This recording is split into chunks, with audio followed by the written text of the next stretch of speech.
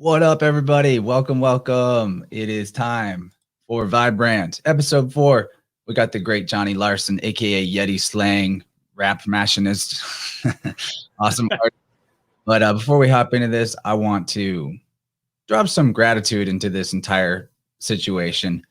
It's come to my attention lately that my life is amazing, and I've got an incredible internet fam that I'm super grateful for. But on top of that, like everything about life is awesome. So if you guys are into it, why don't you all right now with me in your mind, or I'm in your mind, I suppose, just go ahead and in agreement, feel that appreciation for, as what Lindsay would call, the spirit of all that is good, true, and beautiful, the eternal self-existing life force energy that flows through all creation, including us. I'm really grateful for that, and really grateful for the fun times that it brings here when we're doing the stuff that we're here to do. So with all that out of the way, I'm feeling super excited. Let's talk to Johnny Larson. What up, my man? What's going on, man? Thanks for having me on. Yeah, I've been wanting to hang out for a while since that time we got to chill in Colorado. So here we are, we're doing it. And what's up to everybody in the chats? We already got some good old Alan, Marcus, Lehman, Dollins, Lindsay herself in the chat, Tracy Sutton, Gordy. Hey, everybody. There's my shout outs, but yeah. So Lindsay wants to know, how'd that Yeti get so hot? You got to tell us. I got hit by a truck. I was a really ugly duckling, and then I just walked out in front of a Mack truck, and it made me uglier. And that's the type of dude she's into. Well, there you go. I guess it was perfect for her then. Yeah, absolutely. I was wondering if the ants that you were telling me about are in the room now with you. They are. I cannot. It is very tough for me to sit still. Like I try to. I'm not all like I don't know what it is, man. I've always been like a fidgeter, a wanderer. Like I pace when I'm on the phone, like talking to my friends. I have to like do laps around the house. It's really strange. So I've learned to chill a little bit. You know, I took a little CBD. It's like, let me chill out so I'm not fidgeting, having ants in my pants while we're trying to do this. Man, I don't know. Maybe we got similar sky clock config or whatever, but Lindsay, show him on the doll where the ants touched you. Well, it was his pee-pee. Anyway, it was he told me already before we started. Right on the tip. Right on the tip. Can't sit still. But you know, I got the same thing. Actually, doing podcast stuff helped me get a little more still, because I'd see myself on the screen just like taking a drink every 2 seconds and like messing with my fingernails. And it took a while though to actually get there, because I didn't do video versions of the shows for a hot minute. So that makes sense. And now that's the thing. But yeah, I have something funny to tell you. This is completely pointless. I love it. You said you took some CBD to chill for this. I've been laying off the cannabinoids for a good while, you know, maybe like a puff here or there. And so I thought before this, you know, Johnny's a man about creatures that are green, and I'll do a little of myself, just one. And wasn't sure if it was the way to go or not. Was a little in my head about it. And I got this hilarious like trip up moment because of the fact that I was like second guessing myself, which obviously was fine. Duh. Right. But I was like putting some new cat litter in the cat pan, and the whole box just like exploded in my hands. It went all over the floor. But here's the reason I'm telling this story. I know this sounds like really pointless. In the kitty litter pile, when I was sweeping it up, I found a little desiccated crab claw. It's like normal ass brand cat litter. So weird. Now I've got that. That is strange. Someone somewhere will have some meaning to that, I'm sure. Yeah. If you ponder it long enough, if you take a few hits later tonight, you'll figure it out. Not that you need weed to be like philosophical or anything or whatnot. Sometimes it helps me. Sometimes it doesn't. Sometimes it makes me fidget more and wonder why the cops are outside, and then I find out it's just a street light. The best is when you're so up there that you're like, man, where's this DJ coming from? And you like start really getting into it, like bouncing in your chair, maybe even get up, and then you realize it's a generator. There you go. I'm rocking out to my furnace, man. This is some good shit. Yeah, it's a found art crab leg, Alan. Super There you go. cool. You want to do some formalities at the beginning and like tell people what you do, how they can find it, like the whole nine, because there's a lot of it. Sure. Yeah. So I would say right at this moment, I'm a jack of all trades and a master of none, but I do a lot of art. Like art has been what I've been doing this last year and a half with the lockdown. I don't know why. I just haven't been super inspired to write music. I rap and produce as well. But there's been something really weird about, like, I think every time I start to write it, like with the state of the world, I'm just like, dude, I don't want to write all this. Like, I normally write conspiracy stuff, but I'm like, I don't want every song to just be like, fuck your lockdowns or something like really redundant and stuff. So I got an iPad last summer. I didn't really want to because I kind of hated digital art. 3 of my friends talked me into it, and man, I have not been able to put this thing down. Like I've been drawing. I follow your Patreon. Day. It's all kinds of good. Yeah, every day. Like I knock something out. It's pretty fun. So yeah, I'm an artist, a musician. I have basically JohnnyLarson.com, the most original website name ever, and I have a lot of art and music up there if anyone wants to check it out. And I did actually put up a 20% off coupon code for Prince, which is just InnerVerse is the name of the coupon code. What? Yeah. What? I wanted to do Chance as a Badass, but Lindsay kind of already beat me to that cool coupon. So I was like, let's rock InnerVerse. Yeah, we better get Lindsay to call in and remind everyone about One Day of Brightness. That's true. Cool. 20% off Prince. That's nice. Real nice. And I've got like Johnny stickers all over. Word. Check it out. I can even show you. This is the case that I put over my mixer. There's a bunch. It's not all Johnny, but you know, dope. There's some Johnny stickers on there for sure. There's quite a few. Yeah. Hell yeah. Thanks for the care package I got. For sure, dude. That was fun. That was a fun night. It got really loud though with the band playing, and then I was glad you were sitting across from me because I could not hear the other side of the table. All right, Slick Dissident just answered what's up with the crab leg. Barcelona, crab Leona, Barcelona, where of course that's Cancer, and then Leo, but which is the order of the sky clock thing. Barcelona being where the whole McAfee didn't kill himself thing happened. Right.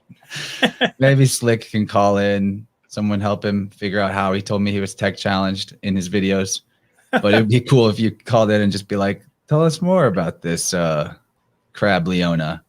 That's an interesting, you got a brain on you, dude. Some of these people in our fam, their IQ pattern recognition is just ridiculous. Insane. Like I try to follow a lot of it, and I'm like, dude, I'm good at seeing visual patterns. I am not good at correlation, like some of the stuff people come up with.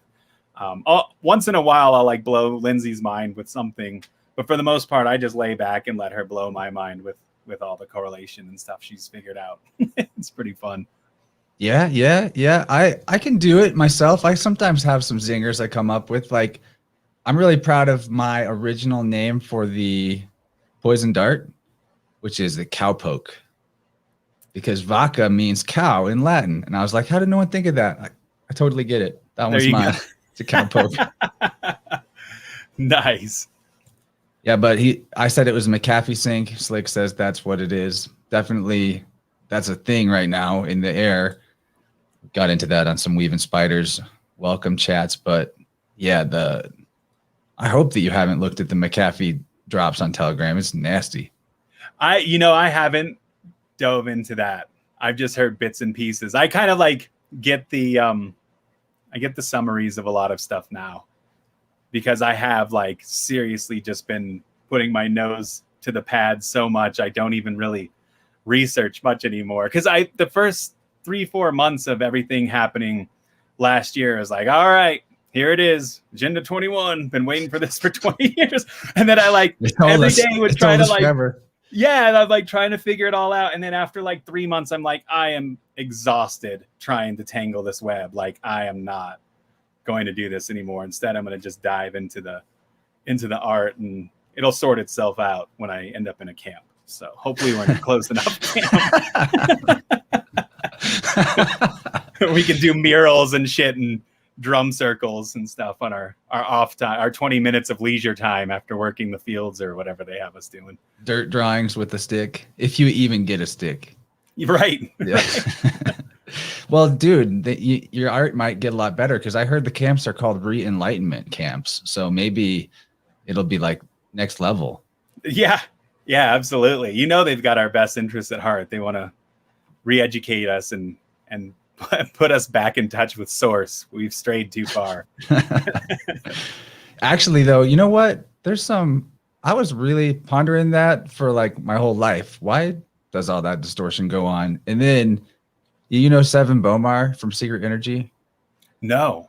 Dude is pretty up there. And on one of his recent videos, he was talking about how, like, why the evil or distortion exists in the system. And he used the metaphor of big giant corporations that get super intense with their IT and their infrastructure of, you know, protecting their data and all of that, plugging every hole in the works. And they will put out bounties on their own system and be like, we'll pay you $100,000 if you can crack our shit. And so that's what it is, man. We've got this thing going called life, and it just keeps going, but we want to make it better.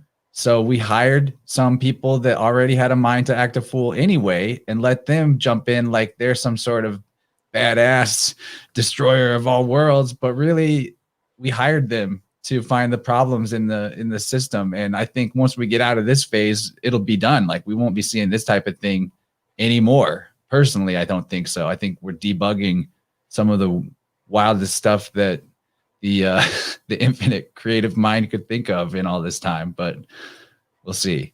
I like that. That's mad interesting. Like, because that's the thing. Once we get past this, because so many people are seeing, at the very least, something is wrong, you know, and at that, you know, and then there's like people that have dove way into it, and you can be super cynical or super optimistic. This whole time, for some reason, I've been really optimistic, because even the most untrained in conspiracy people I know are like, man, something's not right. Like, none of this is adding up. It's like really weird. And I'm sorry I called you a flat earther. I'm like, well, I was never a flat earther per se, but that would be like their insult when they couldn't mess with my conspiracy mind or whatever. But I do think once you've seen everything, once the corruption's exposed, and if you can get people past the stupid left-right paradigm that they're so sunk into for whatever reason, and you just see call the it Coke problem, and Pepsi. it is, you know, it's the Giants and the Broncos, man, just team sports. And I'm like, how can you like accept corruption when your team's in charge, but when the other team's in charge and does the exact same corruption, it's like, you know, cry foul. But when my guy does it, it's fine. Don't even worry about it. Go get your vaccine, you evil bastard. It's a cowpoke, dude. We're on YouTube right now. That's right. That's right. Cowpoke. Yeah, well, if you want to make the Cokes mad, you call it a warp speed MAGA jab. And there you go. Yeah. If you want to make the Pepsis mad, you call it a warp speed MAGA jab. Yeah. Right. Absolutely. And yeah, so I don't know. I actually like that. I like that it's like we're debugging it. That's interesting. It helps to think of it that way. Lindsay says that she's into that idea. Yeah, no doubt. One way to debug it faster is to maybe do like the anti-propaganda thing. And the reason I bring that up is because Jeannie B over on Rockfin dropped me a nice tip, but also in our Vibrant call-in line, which I'll link again to the chats, but they're at the top of the chat. You join this Telegram group, you can leave us messages to ask on the show questions. You can do a voicemail, or you can straight up later, whenever we take full-on call-ins, you can join us live. And all of that is available through Telegram. So anyway, first one of the night was dropped in our group a few minutes ago, and I'm going to get your thoughts on this. Here we go. I got to move some screens around. Novice maneuvers. All right. Yeah, so here it says, Hey, lyrical geniuses, any suggestions for paralyzing phrases for guerrilla signage from the lyrical pros? We've got sign soup up here right now, Canada flag, and I don't know how to print, or I don't. Yeah, so there it is. She wants you to spit fire, lyrical genius. Although I'll say that was pretty good already. Right. That's wild. So is this the Canadian election? I'm so out of touch with it. everything. Just looks crazy. Yeah, it does. Like it looks like signs. there's like 800. That's like I was kind of following the California recall thing, and they said there was like 70 people on the ballot or something. I'm like, how confusing is that? Like, how would that even work? Did they have how do I get on Pepsi there in Canada? Is it the same type of deal? It may be. I think it's Coke A and Pepsi A. It might be. All right, so you got any answers for like anti-propaganda? I have an easy answer. Returning to Telegram again. But what do you got? Anything, Johnny? Any for quips? anti-propaganda? Yeah, like something to slap over the top of that, like, you know. Free your mind and your ass will follow, something like that. I'm not that witty, actually. I'm witty when I write, but I'm not witty on the fly like that, unfortunately. Dude, just face planning. I know. Just belly flopping. All right. Well, I'm going to default to, there's a Telegram group called The White Rose. So if you search that, you can find it. People out there, it's kind of fun. You can basically use the files they share there with a certain specification of, I think, Brothers, the brand sticker printer. And you just got like designs for days. And if you even get some friends, maybe in a Freedom Cell or something, to go in on the printer together, then you all are going to have a ton of ammunition to drop slaps all over the dumbass political props, right? So I know you're a man about slaps. I just showed off some of them on my mixer case. Yeah, for sure. That's part of the whole thing too with the I don't know, just growing up with the circle I grew up in, man. Like it was all roast sessions all the time. Just it was messed up. Like I don't know. I feel like this day and age, like people would have went to jail if we were like in Canada having roast sessions with each other. Like people wouldn't have made it. I think I know this person. I'm trying to shock you with my hat. I stole your studio. It's hard. It's a backwards camera, so it's hard to even show it off. I specifically asked Lindsay to come in here and gas you up because I knew you'd need it. Absolutely. She's my eye of the tiger. Yeah. I should have come in with theme music. Yeah. Seriously, though, this hat is the coolest thing ever. Where did you get your theme music again? This dude. Yeah. This guy makes all my music. He's doing logos for everybody. He made an awesome, I don't know if Snake Jones has showed it off yet, but he made an awesome 19 Feathers logo for Snake Jones. He's doing my logo right now for a new project I'm unveiling soon. All his art is awesome. These unique hats can be purchased for a commission price. Seriously, this hat is the coolest thing I've ever seen. It's pretty cool. I'm into it. I would wear it. You know, I like crazy hats. What are 3 things you like? And I'm like, macaroni and cheese, feathers, and pizza. He's like, it was feathers, waterfalls, and pizza. Because I was secretly drawing it for her. And I was like, dude, I can't draw pizza on the hat. So I changed it, I think. Now people are going to take a clip of this and be like, Rogue Ways is a pedophile. I shouldn't have even said that on YouTube. Because you said pizza? Yeah. We already said vaccine. Like we're screwed. We're screwed. Right? It's Johnny's fault. I don't follow. I'm not I a even podcaster. told you it was I don't know these cowpoke. things. I know you did, and I did not follow, dude. That's a good one. I'm a knuckle dragger. Oh, he acts like it, but he's not. He's actually the genius behind this operation.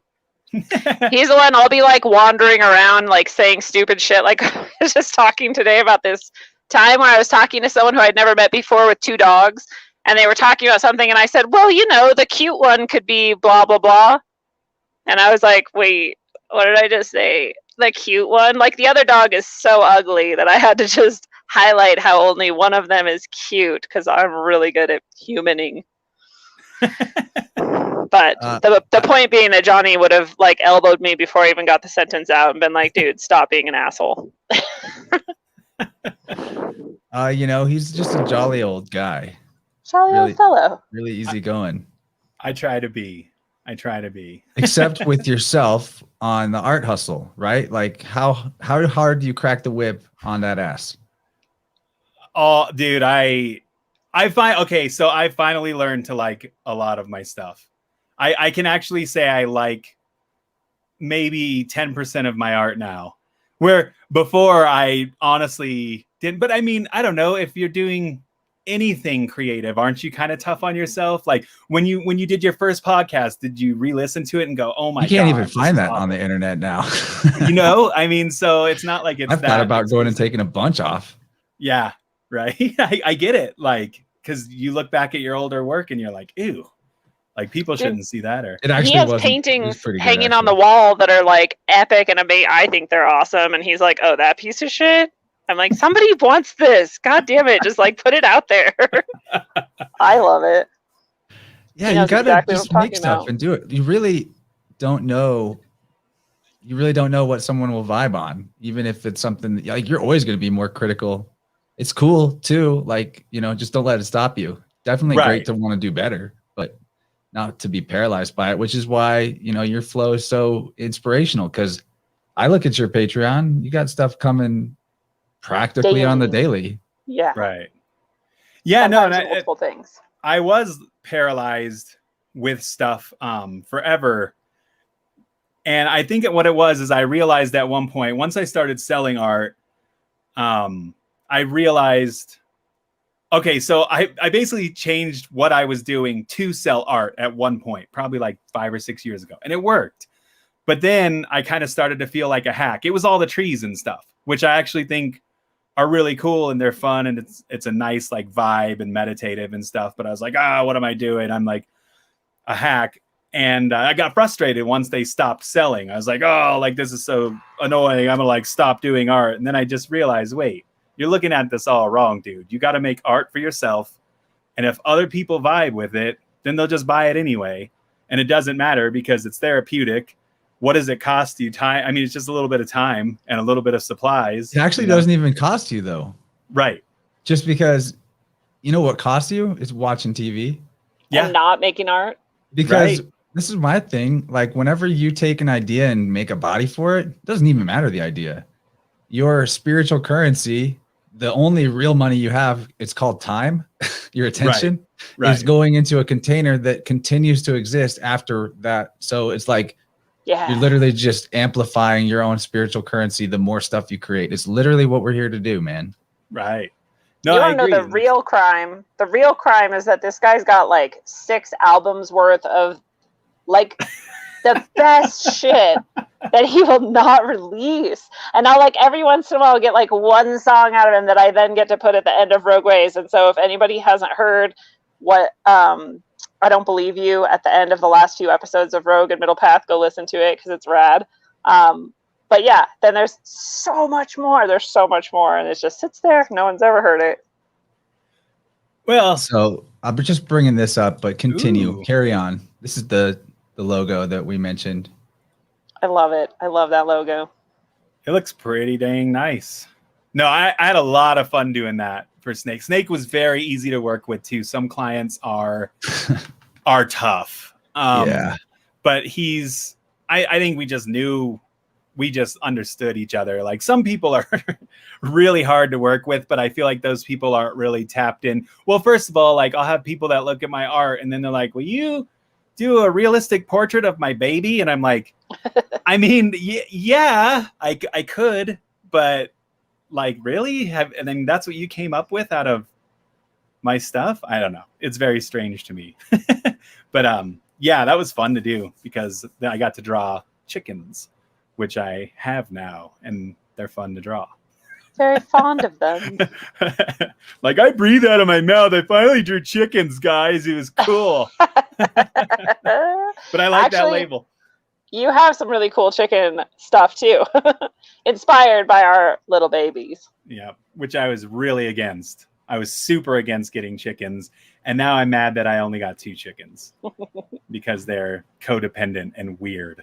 They're very strange. They're very strange chickens. Like they freak out. If one's laying an egg, the other one is just like frantically pacing, like, "Where's my homie?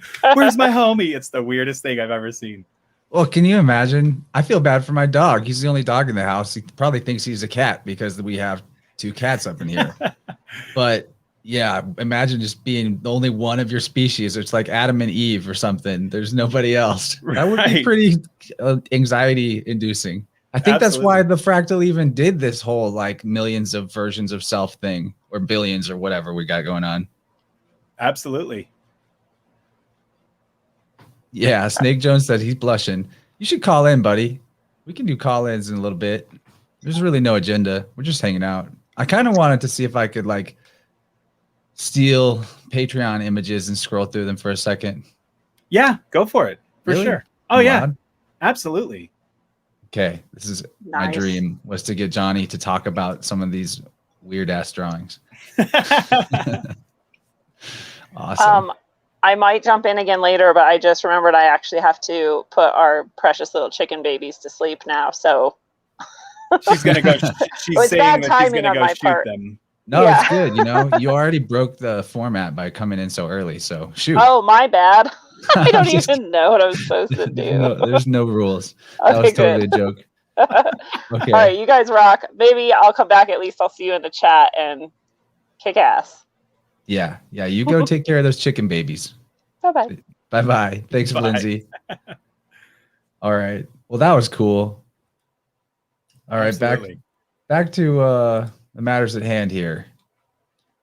So we're just gonna look through the bouncer with the shingles. You know, if you want me to pause on anything for commentary, that's what we'll do. But otherwise, I'll just kind of like, you know, I'll mosey, linger for a moment, and then go forward. Try to fit them on the screen entirely. Actually, probably not super easy, huh? I don't know if Patreon like lets you full screen. There should be. You will know. You're tech savvy. It's probably like F11 or something. Somebody tell me in the chat. Yeah, there we go. See, it's a little more full screen. There you go.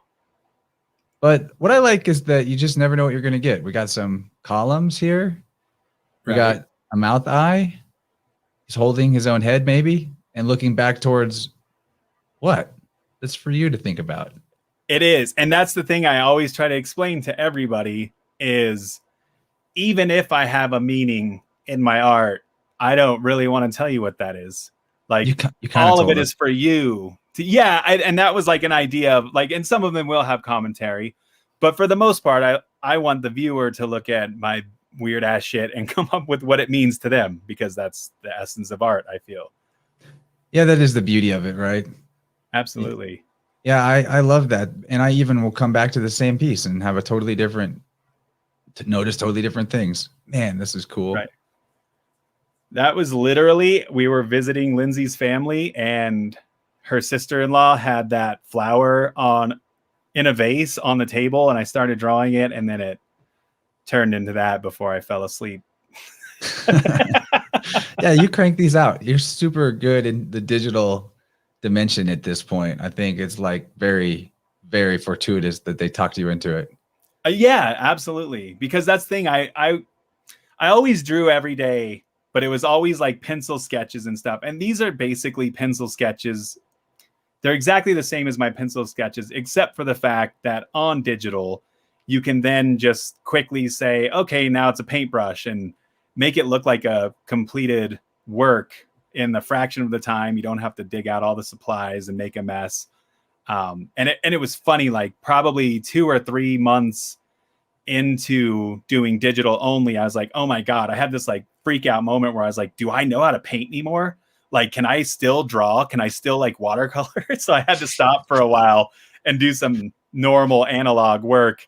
And it turns out I didn't lose my touch. So that was good. I would think not. You guys, Jenny definitely pointed out the true fun of digital is undo. Yes. And my entire Gordy wants to know, is this where the chat's at? It kind of is. I mean, it's on YouTube and Rockfin. Do your thing. Rockfin, you can tip me. YouTube doesn't allow me to make money. They just make money off me. So you're a bad man. Well, thought crime, too much thought crime. But I want to see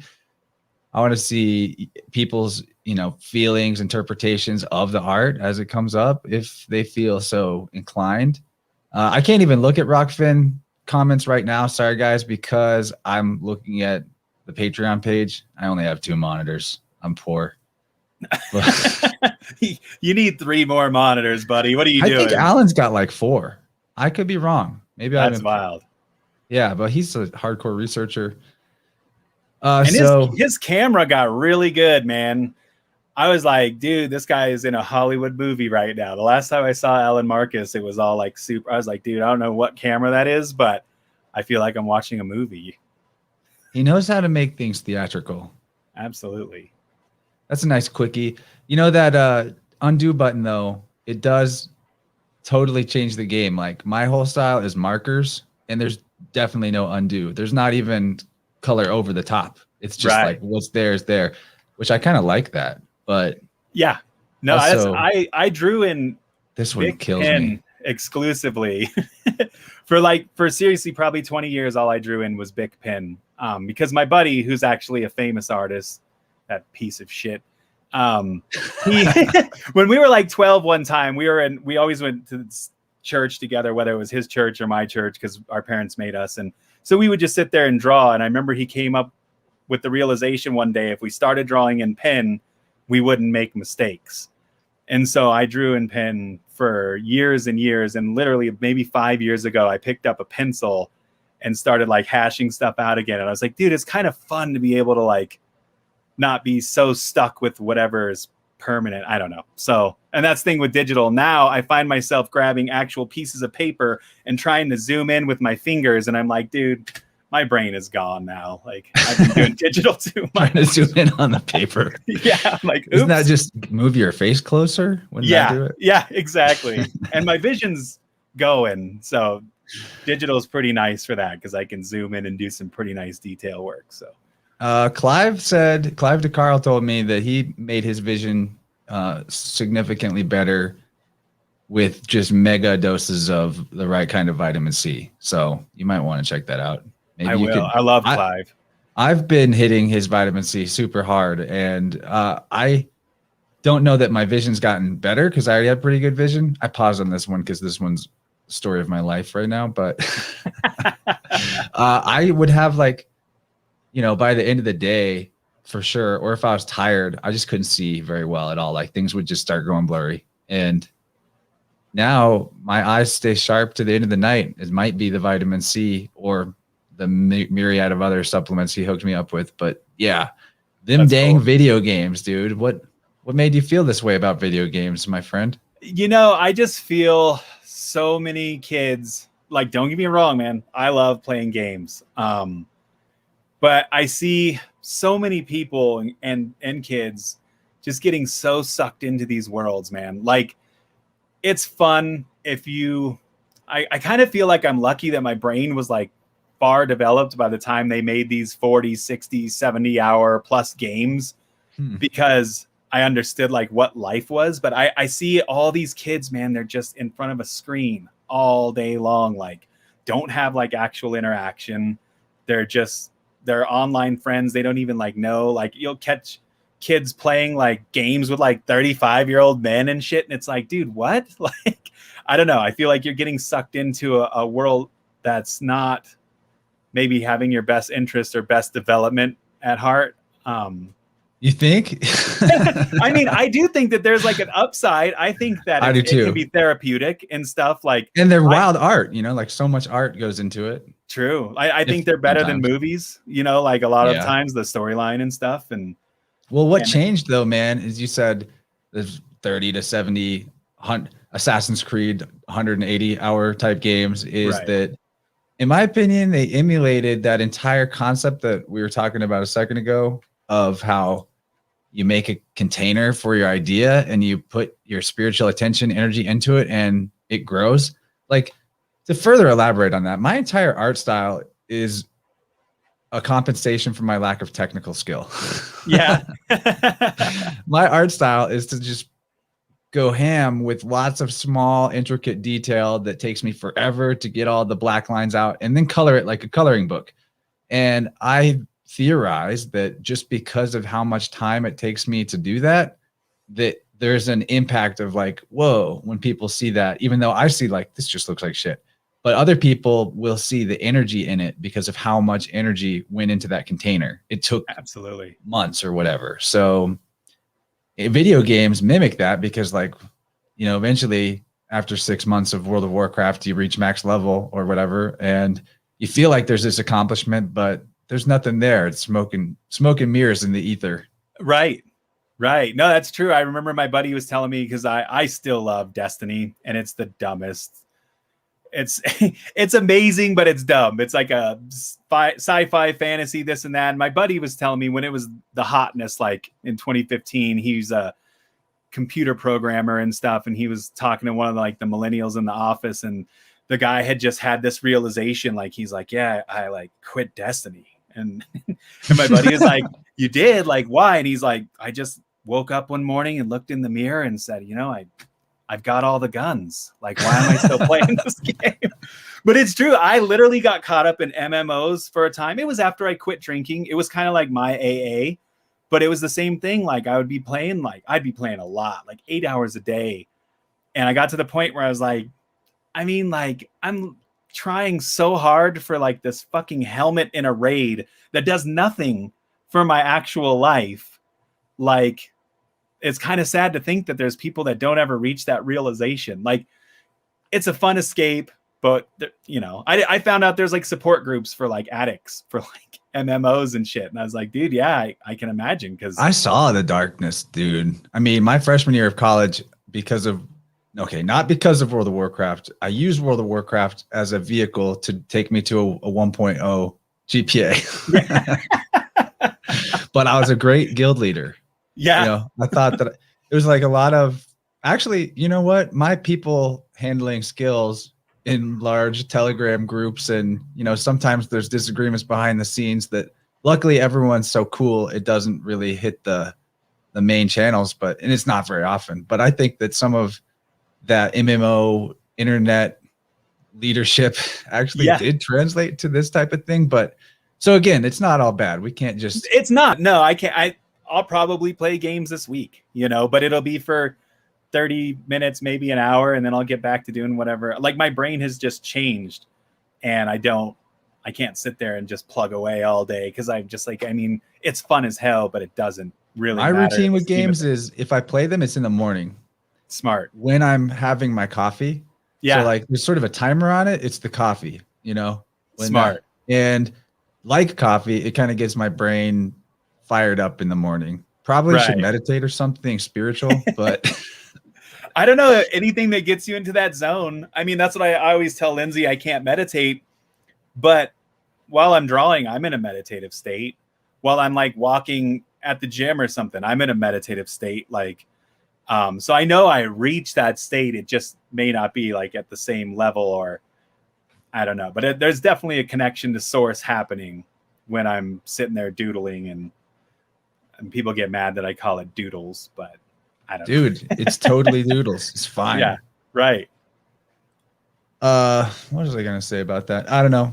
It just lost it. But let's go back over to the call-in group and check out something that was just shared with us by Snake Jones. Again, Snake Jones is a badass. Let's see. How do I work StreamYard? Like this. Okay, okay. He wants to know if we can smell the vibes. Woo. It's pretty vibrant. Real purpley. You're doing beautiful agricultural work over there, my friend. I muted because I didn't think the sound was going to be good to come through to our channel. But if you were saying something, I apologize. Let me know. And, you know, I'll relay that. Just type it in the chat. But what do you think? Should we see if anybody wants to call in and look at a little more art while we wait for that? Yeah, for sure. Okay. So first, let's go back to here. Tell us I like about that. this. My own. It actually was something that I drew on like a small sketch pad a few years ago. Sometimes when I'm stuck, and this is what I used to do with paintings too. Sometimes when I'm stuck for ideas, I'm just like, I don't have time to sit here and like really wrestle with it, but I want to get something done. I'll pull up an old sketch. So that was an old sketch from like a small notebook that I loved. And I was like, let me turn that into something. But other than that, there's no intention. I want to know what other people think that might mean.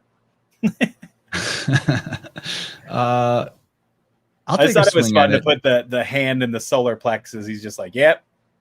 Well, that's what I was going to do. I was going to take a swing at the whole nature of self-sabotage. You labeled it sorry for the lull.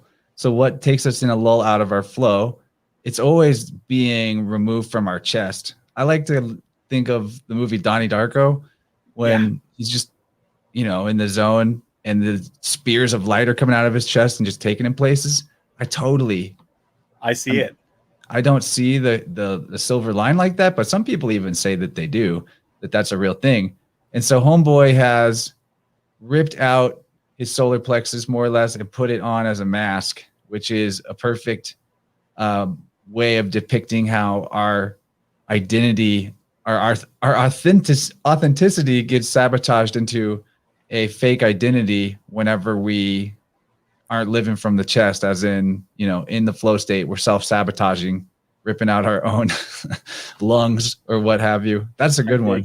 I dig it. I totally dig it. But even though you said the breaks of the technology were from the technology were for nature, so it like doesn't apply to what you were doing. But not at all. But that I like that, because I see it like that. Totally looks like the waves and shit that were coming out of people's chest, the silver cord or whatever. That movie was such a trip. Yeah, I should rewatch it. It's been a long time. Me too. We got Gordy in here, so I'm gonna add him to our little chat. What's up, Gordy? Oh, man. What's up, fellas? What's going on? I think he's the Vibrant call-in champ. Him and Alan have both made. You've called in every time. Alan's given us voicemails, so very good. I'm gonna go back to main screens. We might look at some more art in a second. It's fun to mix it up. I like that. It reminds me of a playground equipment, by the way. Like that's the slide. You come out of the mouth. I don't know. There you go. Now I can look at Rockford chat again. Sorry, everybody. Hey, can I say something real quick? Yes. No, you cannot say anything on a call-in show. I just gotta look pretty for you here. Should I pose? I can. Is that what I'm doing here? No. You get more handsome every time I talk to you on the Glow Box. Man, flattery will get you everywhere, my friend, everywhere.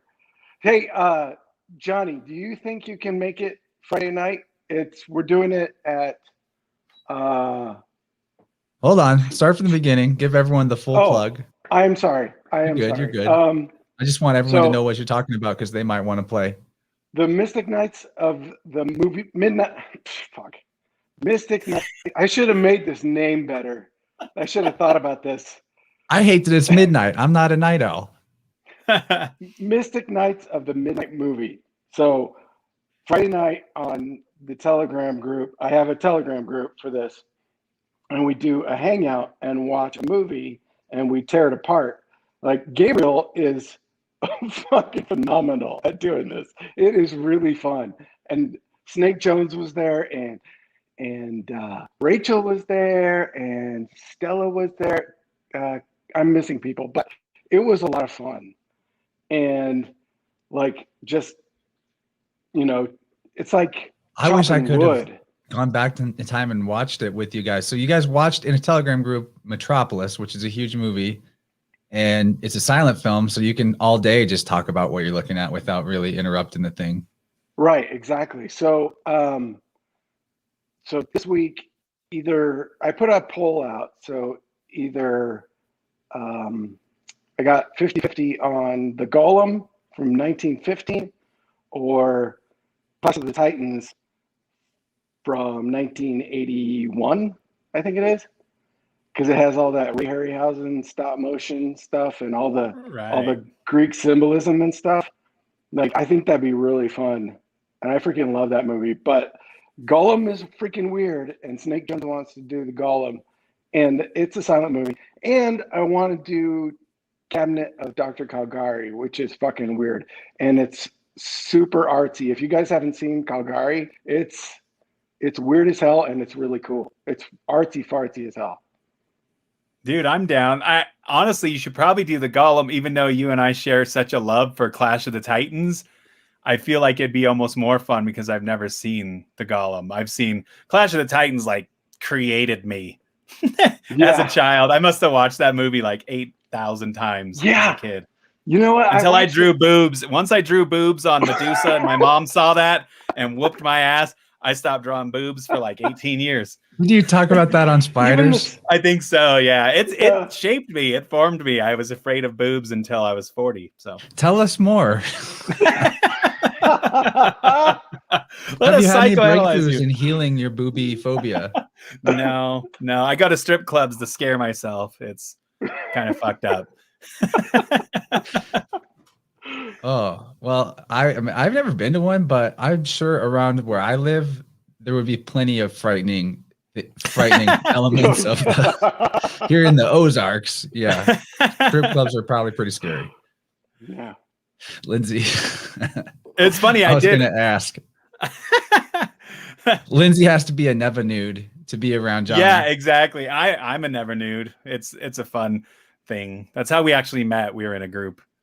We wear denim underwear all the time. Not nudist news camp. Exactly. It's That's fun. hilarious. It's quite fun. Anyway, but yeah, I'm down. I'm down to do that. That'd be sweet. Cool. Okay. So we do it Mystic Nights of the Midnight Movie. It's 12 o'clock Central. So it's 10 o'clock our time.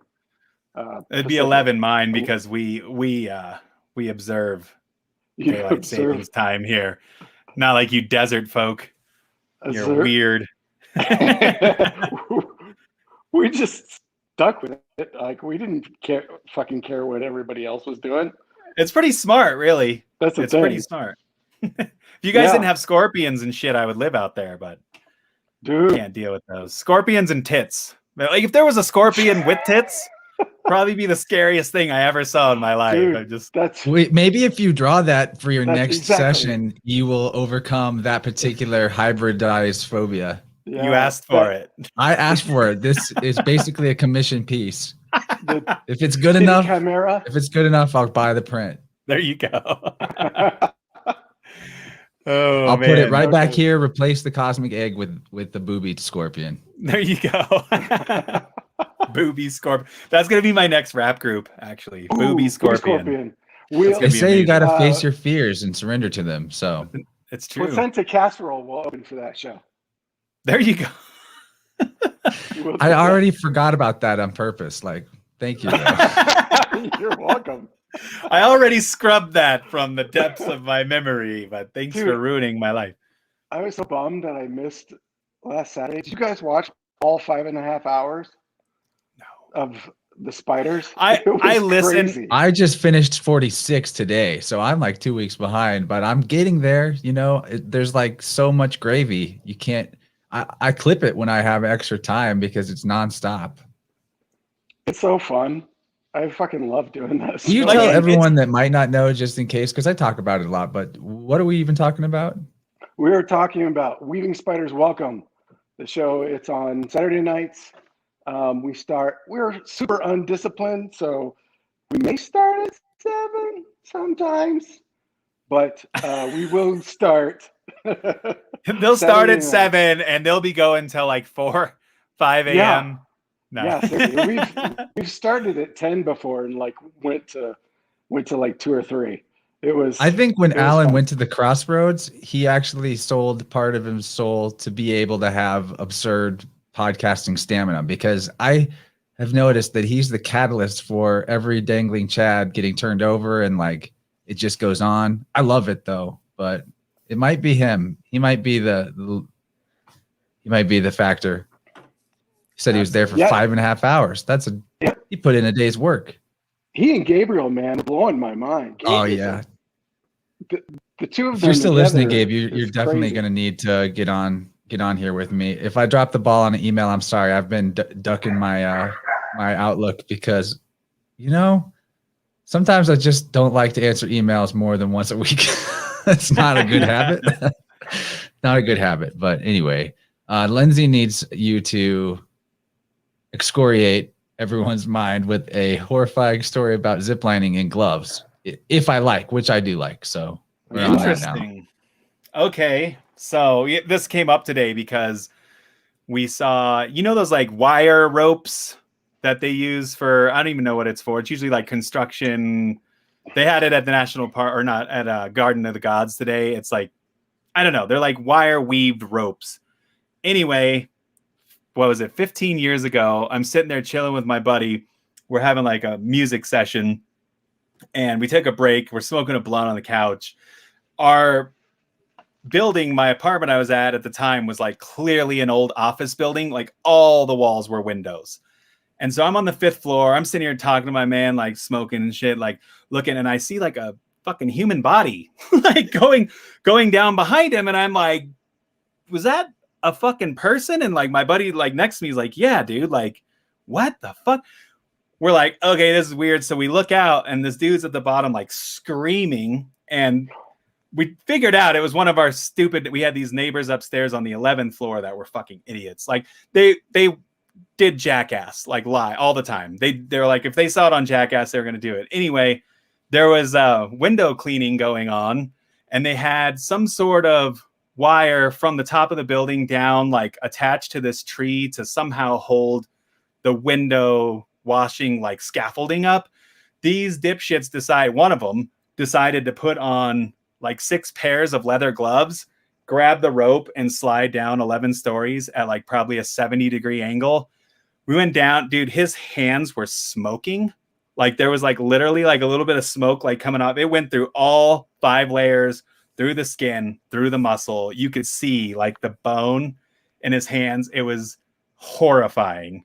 And that's my buddy was funny like, to the point where you told me how far it burned through. Not funny it was anymore. nasty. Now I'm like, ugh. And my It's buddy worse than like a movie looked at Scorpion. me like he was like, he had to ask me, he's like, this is like what white people do. And I'm like, no, not all of us, bro. Like not all of us. Some of us just smoke weed and rap, bro. Like, but he's just like, y'all are weird. I'm like, don't put this shit on me. Like I have nothing to do with this man's poor decisions. It was I couldn't believe it. White people love ziplining though. It is true. I mean, and weed with it. I went to a zip line the week that I visited you guys in Colorado. Yeah.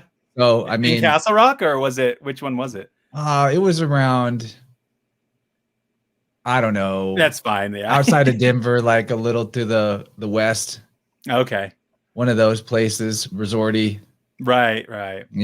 Fun times though.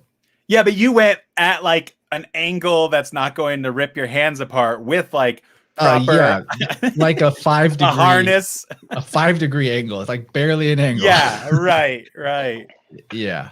Wow. Yeah, I was like, man, there's not enough alcohol in the world to make me think like this is a great idea. Basically a Darwin Award. Yeah. Wow. Yeah. So that's Lindsay's crazy. fault. I would have never told you guys that story. Why did Lindsay. Why did she even awesome. prompt you on that? I had no idea what I was. She did say awesome. excoriate our minds, and I was like, that is a pretty specific word, but I feel like my entire brain has been threshed for sure after that. Absolutely. Dude, Sean, SB Elder, he's got some crazy ass stories he was telling on spiders too. That guy has lived a life, man. I love hearing people's stories. Pushing a wheelchair guy around the red light district of Amsterdam. Amsterdam. And Gabriel's like, yep. Oh, yeah. When that happens. Well, not a wheelchair We've all guy. He's been there. paraplegic, We're all right? there, So, right? yeah, he's a good friend. I like that dude. He grows on me. Have you guys been watching Slick Dissident on YouTube? His yes. stuff? I've gotten through like at least the several videos past the Avengers stuff. So Slick Dissonant has a sweet I'll link that in the chat in a second. He has a sweet YouTube channel where he breaks down a lot of the esoteric things that we all like to ponder and figure out as wanderers.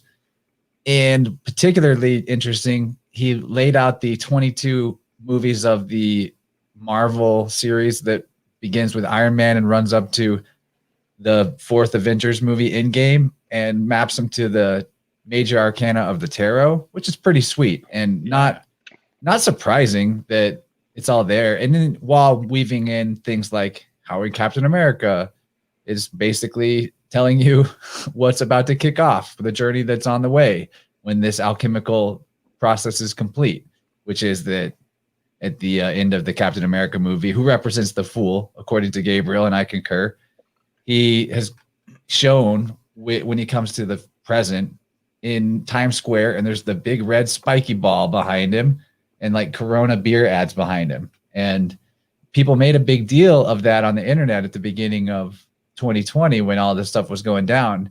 But when you see the whole thing laid out with the major arcana, and that is a part and parcel of spellcraft to try and reflect the nature fractal in whatever it is that you're trying to initiate. That, I mean, that's the whole reason you would map it off of the major arcana, in my opinion, is that the average mind receives that as like, oh, this is true, this is going to happen, even if they don't even know what it is that they're accepting as true and is going to happen, because it mirrors something about nature and the psychological process and alchemical process of that path of the Fool. So anyway, get into some slick dissident, people. I'm gonna pop that into the chat right now. That's dope. My buddy, so one of my really good friends can't watch anything. Like, I remember taking him to the movies years and years ago, and he just sits there and breaks everything down. I'm like, dude, I'm trying to like relax and have an escape and shit. But what you're saying is so interesting that now I want to hear more. So I had to like stop taking it. Other than Godzilla movies, he's like, I'm in. Like, he can totally like zone out and like love Godzilla movies, but everything else he breaks it down. And it got to the point where I was like, dude, I'm not taking you to movies anymore. But I was kind of giggling because I was like, the only thing I ever noticed is when the Batman Superman movie came out, I was like, dude, they had like a billboard for that in I Am Legend. That's crazy. And he's like looking at me like, you dumb novice. That is not the Whore of Babylon or anything that means anything. You know what? I felt pretty good. You know what comic really made it for me? The whole conspiracy thing was Watchmen. Like, that planted some seeds, man. Yeah. Back in the day, like in the 80s, reading that as a kid. Like the Watchers. Watchmen. Yeah. That was for Alan.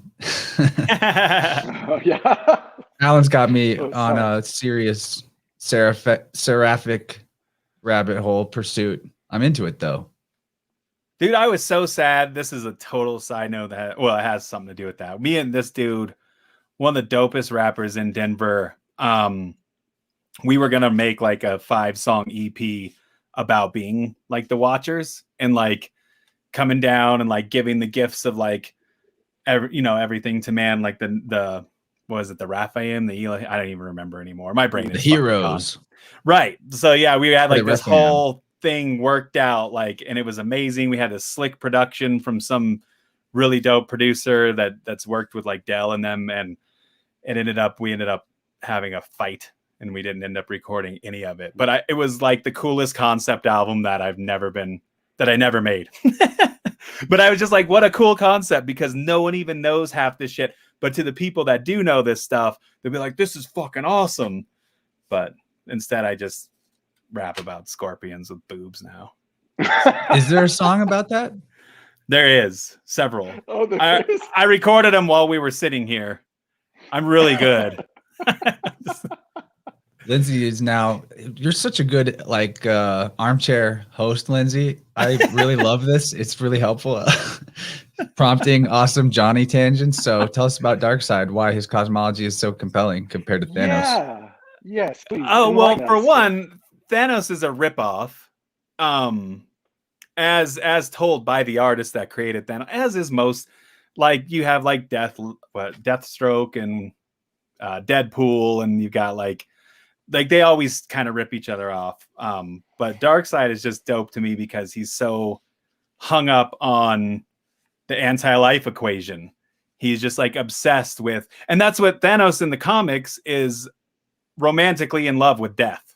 Like not a person, like the idea, which made him like really cool. But then in the Marvel movies, they're like, well, let's just make this guy Bernie Sanders, basically. And he's just going to be like, he's the socialist villain. And you kind of like him because he looks like Josh Brolin, sort of. So you think that like a Goonies thing is going to happen at any moment. But no, I'm not. I just love like an evil villain that that just is like so fucked up that you're like, dude, I don't even understand how you could get like that fucked up. Like I don't really like how on screen they're like I guess you kind of have to make a villain somewhat likable. They made Thanos likable in the movies to me, or like you kind of relate. You're like, yeah, like should be fair. Kill Gamora though? Did he kill his daughter? He did. So that was pretty fucked up. Wasn't likable for me, but maybe I'm not. Maybe I don't like Bernie Sanders. That's the thing. You're not a Bernie bro. You're not a Bernie bro. I'm not a Pepsi. Bro? Definitely not a Pepsi. If I had to, I like if you were like drink one of these or die, I'd be like, okay, I'll take the Coke. But I'm not a fan of either. Definitely wouldn't do Pepsi. Yeah. Speaking of, crazy. I was just laughing earlier today about how Fresh Prince of Smell Hair in December after he got selected was like, there's like videos of him going, oh, I would never mandate cowpokes or even masks. I would just ask that everybody for 100 days wear one and do the right thing and encourage you to get your cowpokes when the warp speed cowpokes are available. Just like ridiculous how fast the goldfish brain forgets. It's sad. It's so crazy to me that people, if their guy does it, it doesn't matter to them. But if the other guy had done that exact same thing, they would freak out, like, I don't know. It's just so sad. And I don't even get why anyone, I really don't get why anyone would even vote or have like any faith in like a man and like an old man in a suit is going to change your fucking life.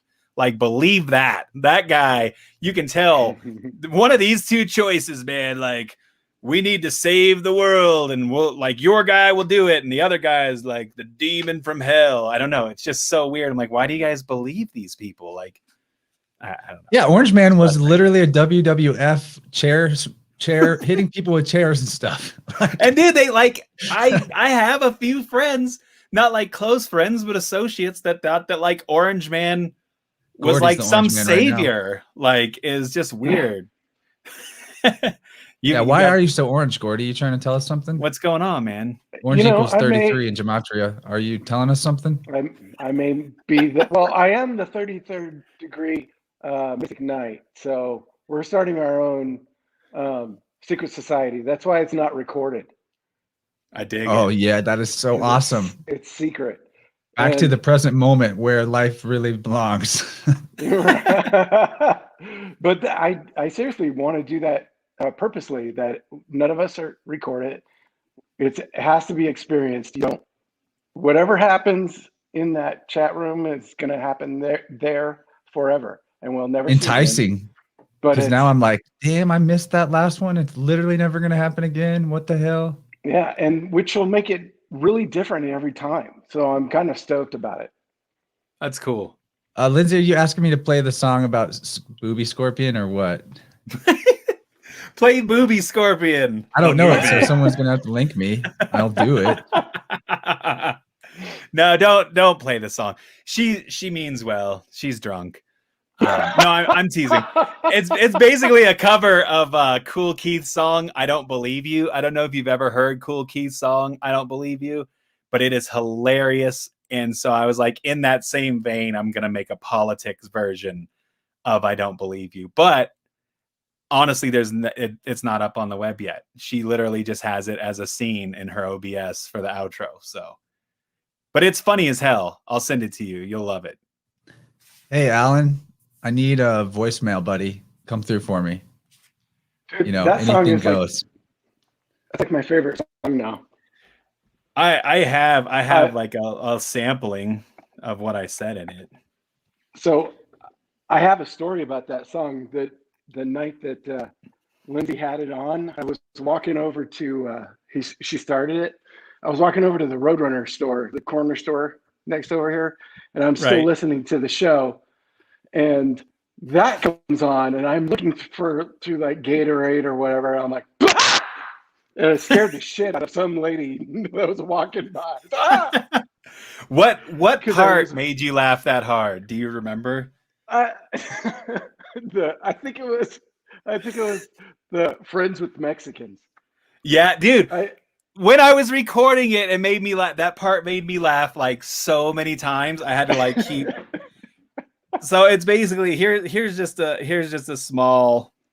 So the Cool Keith song, it's just this really weird beat, and he's just like, "You bought your kids a gift. I don't believe you. Shaq's your cousin. I don't believe you." And he's just like talking about like rappers being full of shit.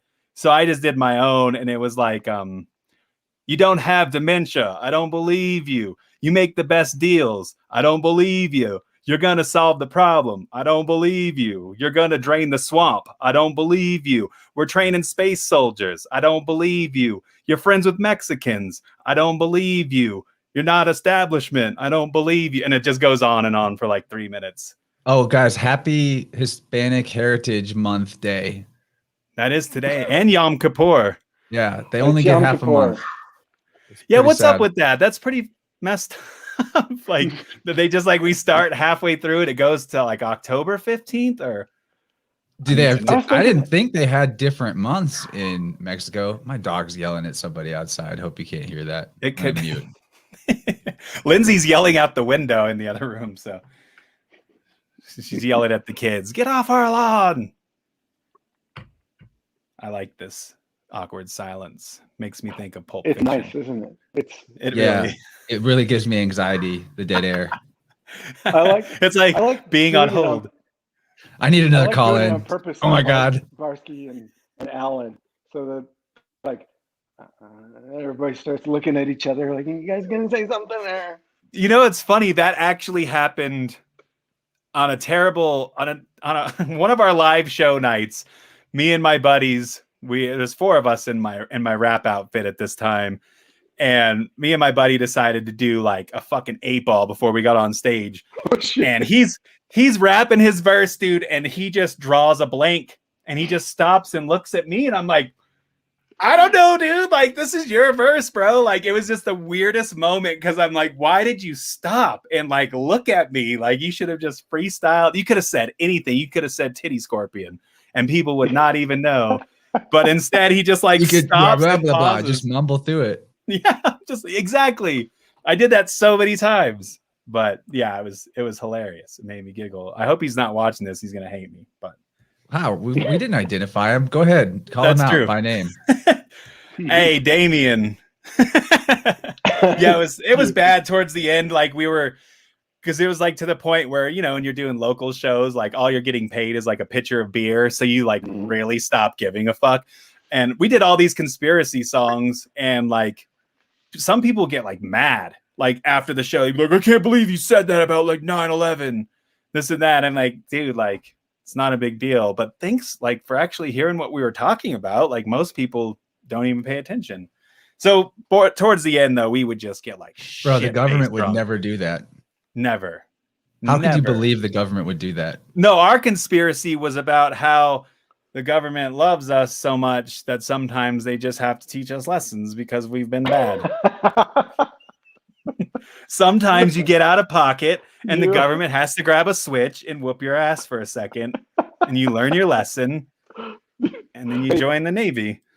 Hey, speaking of blanking, I have ruined some weddings before. I used to sing at a lot of weddings, and so like, because you go to these weddings and some of them are big money in that they spend a shit ton on the bachelor party too, and I have to get back up and sing the next morning, completely drunk still from the night before, and I'm like, "We'll build a house." Just sit in the silence, like I'm ruining this thing so hard. So I'm confused. So you got drunk at the weddings, or you you got drunk the night before and then you just went to random weddings to sing. You were like bored and you were like, Arizona, the land of weddings. Like such a weird gig. Like that's my thing, crashing weddings and singing at them. Yeah, dude. Hey guys, we all have our thing. Yeah. I'm not here to pick up any chicks. I just want you all to hear me sing. He's got the voice of an angel, honey. Where did he come from? Oh man. Great. Hey, Lindsay said something cool in the chat. Totally a gear shift maybe, but she said hip hop is the highest level education, and that's why it was targeted for degradation. That rhymes. See, she's already hipping. She's reading in the my 80s lyric book.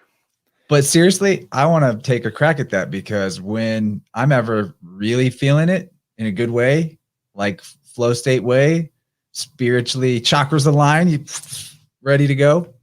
I just got rhymes for days, you know. There it you just go. Comes out that way. It's fun. It's like you're just having fun. I think that I don't know that if we're like in this body 1/3 of 1/12 of what we really are or less, then when you get more of that in there, that thing likes to rhyme, whatever we are. Absolutely. No, I agree. And it is weird. 'Cause I'm an overthinker. And when I used to bypass the overthinking with alcohol, dude, I used to just wreck people. Like I was a freestyle monster. And I don't look it, so I think it was even funnier because people are like, why is this like fat math teacher looking motherfucker like walking up to like start rapping?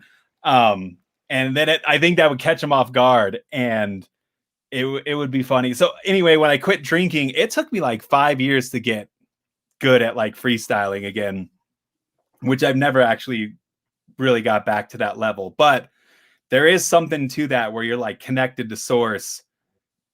And rhyming, I don't know, because it's not just rap, you know, it's poetry. It's Jesse Jackson spitting his hot fire. Like it's all about the rhyme. And I don't know. I think maybe it's something about there's something so audibly appealing to it that it grabs your attention when people rhyme, whether it's like Dr. Seuss or Chance the Rapper. Maybe it's like waveform mechanics because you're hitting the rhyme here and up here. So it's like there's a rhythm in the tone along with the rhythm of the rhythm. And the rhythm of the earth, the vibration of the earth, maybe. Like, yo, the Schumann resonance is going off right now. We talk about Telegram groups a lot. If you guys are not using Telegram, you can just jettison all other social media. There's everything is there and all the stuff you can't get on the other one. So that's where I'm at. I maybe lurk over to Zuckergram for a minute to promote a show or something, but Telegram's awesome. And there's a cool Schumann resonance group there. I mean, you could use the regular internet for that, but I've been looking at the pictures of it and Earth Rhythm is ramping up a lot. That's sort of a tangent, but I'm going to screen share again, fam. There's a couple of things. First, this is just really funny. It's really funny. Why do I know this is going to make me laugh? Jenny says this is Johnny on the way to pick up Lindsay, but with denim shorts instead of the robe. You got to picture that. Accurate. Cargo shorts for some reason. No, I was thinking those like high 70s dolphin cut ones, like all the way up where you see the pockets hanging down. There you go. Where your ass cheeks are hanging out. Those are the hottest. Yeah, absolutely. Yeah. So everyone knows you don't have to like leave a voicemail. You can leave an image or a video, make a joke. I mean, technically, you can make jokes in the regular chat, but this is a pretty fun way to do it. That was a good one. That was good. Is Hermes the one that has that? That's a Hermes thing, right? Of course it is. Yeah. So you're that bastard. Yeah. Well, he was the communication guy. So yeah, no, absolutely. It's appropriate. Wasn't he technically Toth? Yeah. How do people say it? Because I always said Toth. It looks like Toth. That's what I said. Thoth? Yeah, right. Thoth. I'm just disagreeing to disagree. I don't know. You're such a dick. Damn. That's what I do. You don't know. I'm so nice in here. God, I am so nice. In the real world, I am such an asshole. Such I don't an believe asshole. that. I don't believe it. For a That is second. hard to believe. I've met you in person too. I know you're a very nice young man. No, we had a blast, man. I really appreciate you guys coming down and hanging out. Hey, and I would let me brag like to make on, Arizona an annual winter trip. It was pretty nice being in 70-degree weather when it was like 30 and snowing here. It's still monsooning though.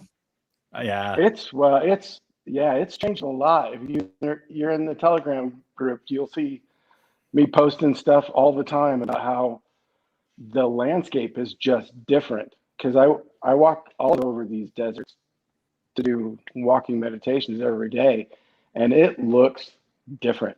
When it started July 4th weekend, it didn't stop until like 3 weeks ago, and it's usually 4 weeks max. And not that much rain even during that time, right? Yeah, no. I mean, one time when I was a kid, and it was 82, I think, that we had a really big flood. But it was a lot of water all at once. It wasn't like this where it just rained for 3 months straight. It's never done that before. And I don't know if you guys saw, but I saw fireflies out here. Yeah, I remember you posted that. That's wild. That's Like, weird. There's fireflies are coming back. The wildlife place that I've taken roadrunners and that baby rat to, they had a baby possum. I didn't know we had possums here. That's wild. And I saw a badger, and now they stopped mining behind my house because the jaguars are coming back to the Santa Rita Mountains, and EPA put a stop to the mining back there, which they should not be mining because they wanted to do open pit back there. That shit's poison, and we're right down the water table from it, so it would like ruin our area. But those jaguars stopped it because that's pretty badass. Because of the were the jaguars just like, if you come up here, we will kill you? Is that what? Well, I hope jaguars made threats. Yeah. They're like, we will rip your throat out. You cannot mine here. Yeah. No, it was the EPA that stopped them because they come. Dude, I'm just joking. Up from Mexico. No, you're not. I know jaguars can't talk. Yes, they can. Do you though? Yes, they can. Do you? All animals can talk, okay. actually. Lindsay, yeah, exactly. I was gonna say Lindsay's got a good homie that has shown that. Yeah, that's your friend, Johnny, right? Yeah, I went to high school with her. Yeah. What? Yeah. Dude, we were class clowns together. We had an abusive teacher at one point. Not really an abusive teacher, a teacher that could not hold the class down. And it was right after lunch. We would all come in with like our drinks and just be talking and stuff. And he threw his eraser at me like at least 3 times a week, trying to get me to shut up, which made me talk more, which I didn't learn algebra 2 at all. So if anyone needs algebra 2 problem solved, me and Catherine can't handle it because all we did was talk. I bet though, if you applied yourself right now, you'd be like, okay, give me some time. Let me see that stupid textbook. I'll figure this out. True. No, true. We didn't need those. Did not need those teachers anyway. No offense, teachers out there. Nothing that you see me do or that I ever talk about was taught to me at school, really. None of the art, none of the production, none of any of it. I was a creative writing major, and that's the one type of art I don't do. I do not write fiction. So it's ironic, but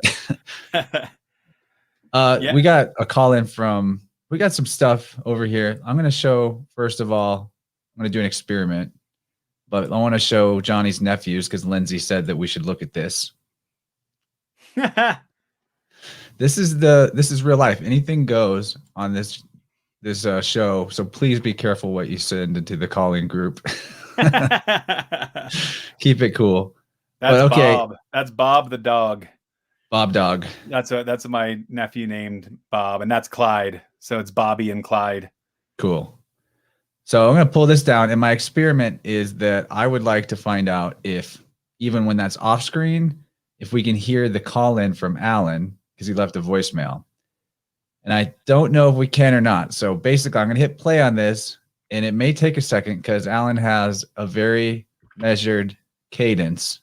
But when he starts to speak, and you can hear it, Johnny, raise your hand, and then I'll know that everyone else should be able to hear it. So let's do this.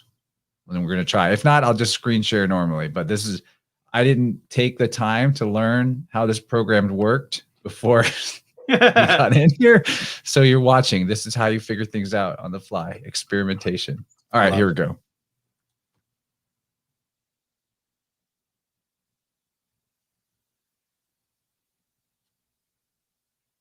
No. Okay. Here we go. I begged him to call in, so you know, no pressure. Hold on. Okay, now you should be able to hear it. You got to start it over. I can't. You can now. No. Still no sound? No.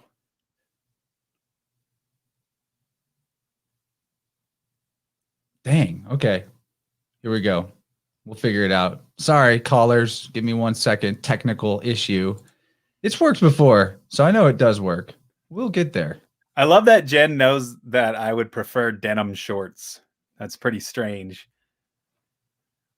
I was told they're not fashionable, though. My buddy was like, no, they don't sell them anymore because you can't wear those. I was like, why? Like, have you seen me? I don't wear anything fashionable. I just make sure I'm not naked. That's like all I do. I'm going to confess, I'm not wearing pants right now.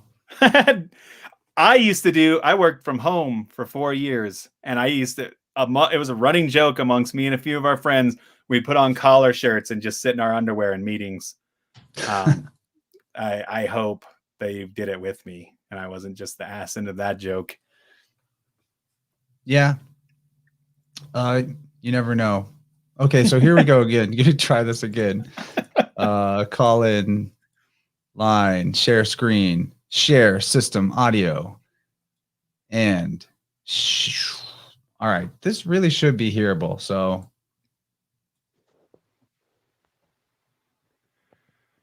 okay, let's figure something out here on the fly.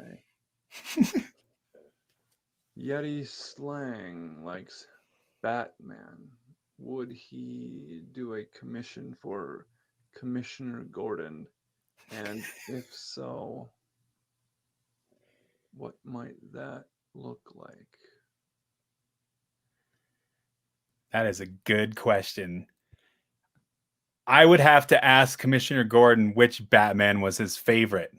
Did he like the gray suit, Adam West Batman? He wouldn't know the names of the Batman, but I'd ask him if he liked the gray or the black suit. And then I would do it, but then just to be fun, it would be an actual bat instead of Batman. Because you're giving away all the surprise. Yeah, but I mean, you already have something to draw before that. Yeah, it's true. So my commission list is piling up now between Chance and Commissioner Gordon. Commissioner Gordon's a tough customer too. Dude, he doesn't pay, right. And he might arrest you. Yeah, that's true. That's true. There is I don't know. There's a Harley Quinn cartoon which I was trying to avoid with all my might. It is actually hilarious because Commissioner Gordon is like just a wreck. Like his wife's left him. He's like an alcoholic. He's all got like a 5 o'clock shadow and like he's all apathetic and like fuck it about everything. It was a pretty funny rendition. And I want people to know that just entered my mind. But it's pretty gold, dude. Alan cracks me up on the regular. He kind of reminds me of Stephen Wright. I think he should do Mitch Hedberg style stand up. That's not my original idea, 100%. But it would work. It would. Slick says he's going to invent the ball tanning swivel chair. Are you on that? Are you, Johnny? You tanning the other brain? I am. I'm doing it. It's addictive. It's changing my life. It is. Makes it strong. It's really weird to walk into places. Like I go to the gym now, and now I'm old enough to where when I decide to go swimming, like I don't care about being naked in the locker room. So that's how I know I've reached like the ultimate level of fuck it. Because there was like at least 35 years. Like, I don't care that my neighbors could look over the yard fence and there he is. Well, dude, it's hilarious to be in the gym and have tanned yourself in that way, because then I just scream orange man bad and run around with my orange man out. And yeah, I haven't been arrested yet. Lindsay wants to know if it's a scorpion with titties or titties with a scorpion on them. I think the latter would be easier. It'd be like a tattoo. What? This is going to be the only thing I draw for like 5 years now. Maybe it could be, here's the ultimate, dude. It's titties with a scorpion tattooed on it, but that scorpion has titties and its titties have a scorpion on them. And you could just go as far, and you've got this digital pad. You can make it a huge resolution and just zoom and zoom, kind of like a fractal, like a never-ending fear tunnel for Johnny. I know what my first animated NFT is going to be now. I figured it out. I'm going to crack the code and get all the Ethereum. Thanks, Chance. Awesome. Yeah. Dude, I think that video game stuff we talked about is training for crypto, by the way. Like digital items, and you got to get all the guns, and I miss the games. This is just back to games for a random quick second, but I miss the games where when you start the game, you have everything available that you could do as a player, and you just go through the levels and see if you're good or if you suck. And that's all there is to it. And there's an ending. It's not an infinite loop. Right. I agree. It's funny because they're actually making a new Metroid in the vein of the old Metroids. And I'm like, I want to play that. Those were good. They were so much fun. But then I realized I'd need a Nintendo Switch, a controller, the game. And I was like, well, it'd be like $600 to play this game. Like, I'm never going to play it. Unless I beat up my nephew and take his Nintendo, which is a possibility. He's pretty small. We got some stuff in the line, so here we go.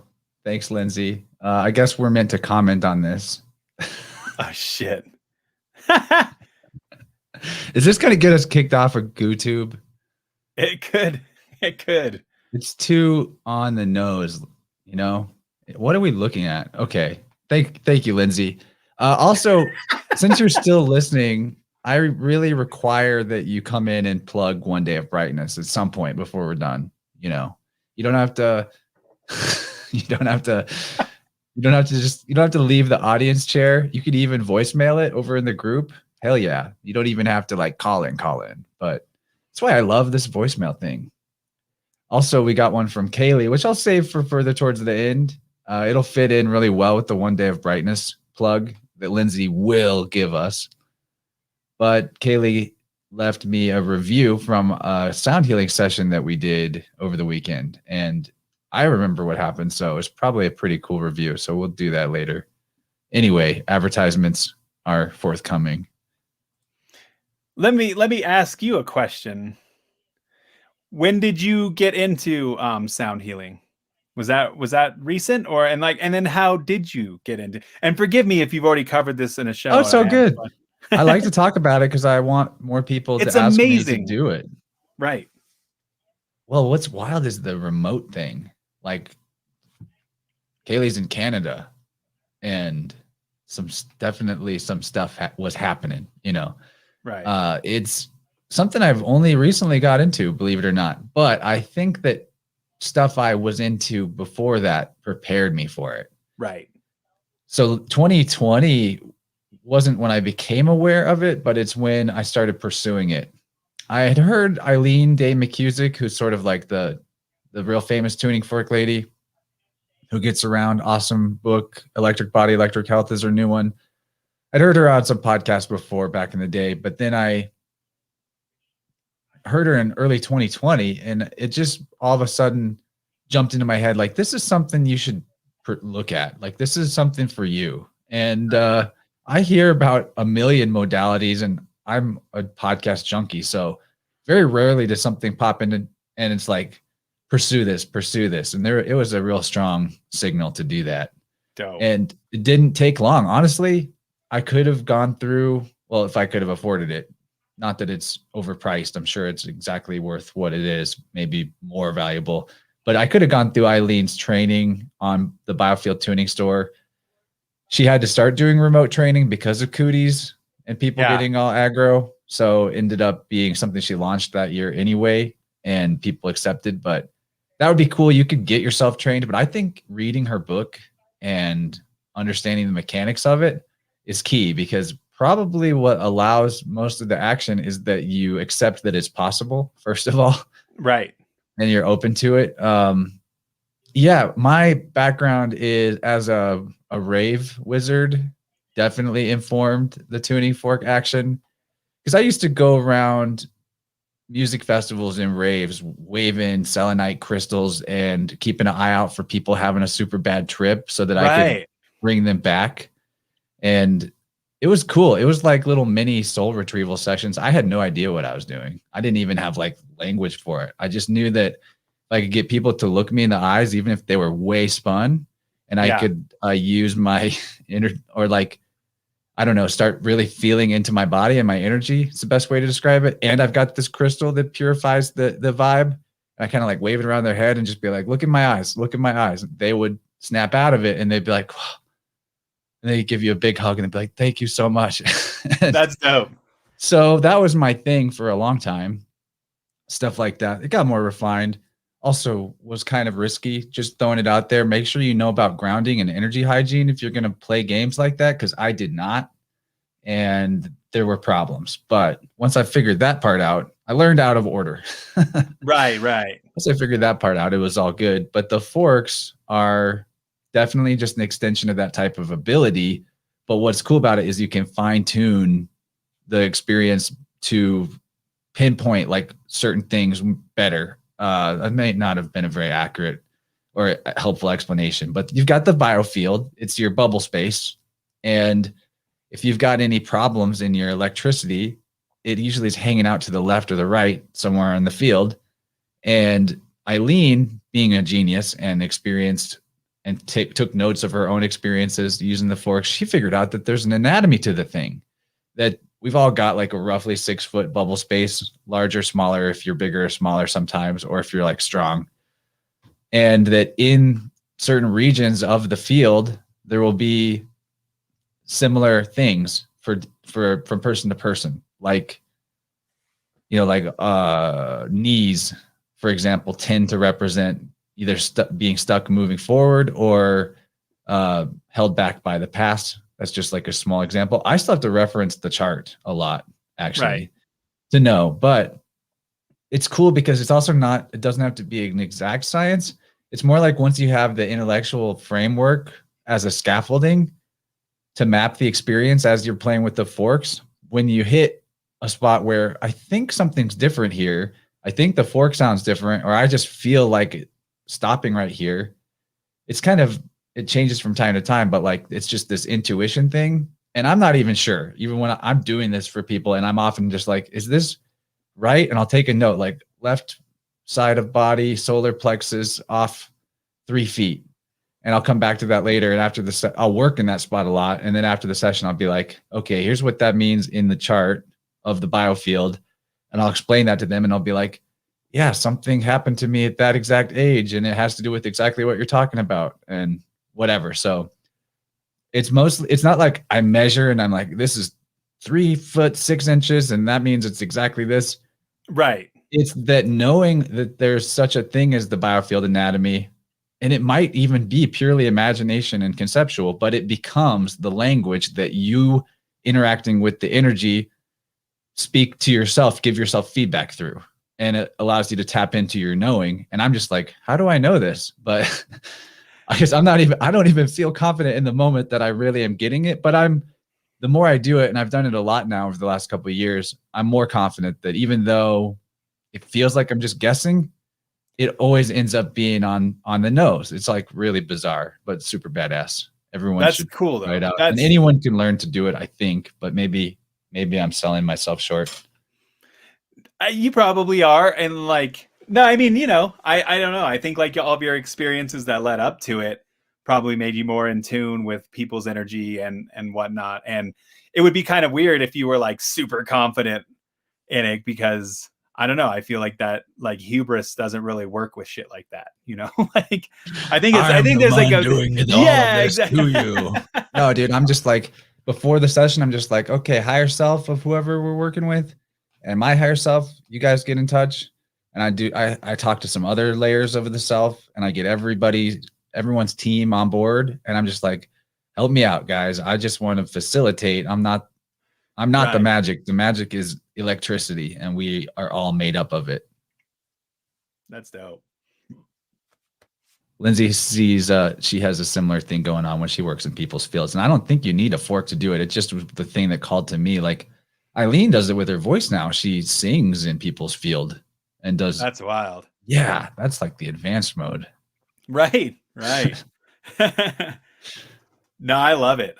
Because I remember when Lindsay got the tuning fork, I just remember hearing something years ago about people curing cancer with frequencies and energy. Like, I think it was like in the 40s or something. The Rife stuff? I think so. Yeah. Like I say, it was something sometimes I ingest a lot of information and I am so bad at remembering specifics, you know, but I'll take it all as like a giant lump of, this is probably something to look into. But yeah, I find it very fascinating because we're all frequencies and we're all water. So it makes complete sense. Any other takers on jump in and live talk to us? Totally optional. Just check it one more time. Like I'm fine here. What he's you said, uncomfortable with me alone in a room. We've done not just teasing.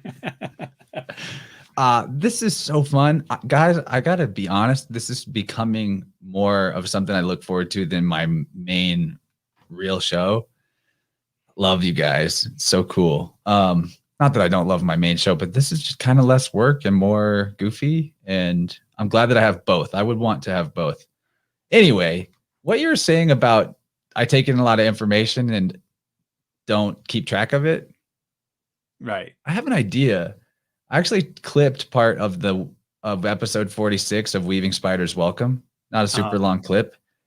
And I kind of would like to play it because it's on that subject and maybe it will give people a little bit of inspiration to take things to the next level, because I believe that at some point, maybe people like us do start to take it a little more seriously. We've taken in all the information and now maybe we might want to be able to keep track of what's important to us. Not because at the beginning, it's like, do I take notes on everything? That would take forever. It would just slow everything down. But maybe there's a point where when it's important to you, you start focusing notes on a certain thing.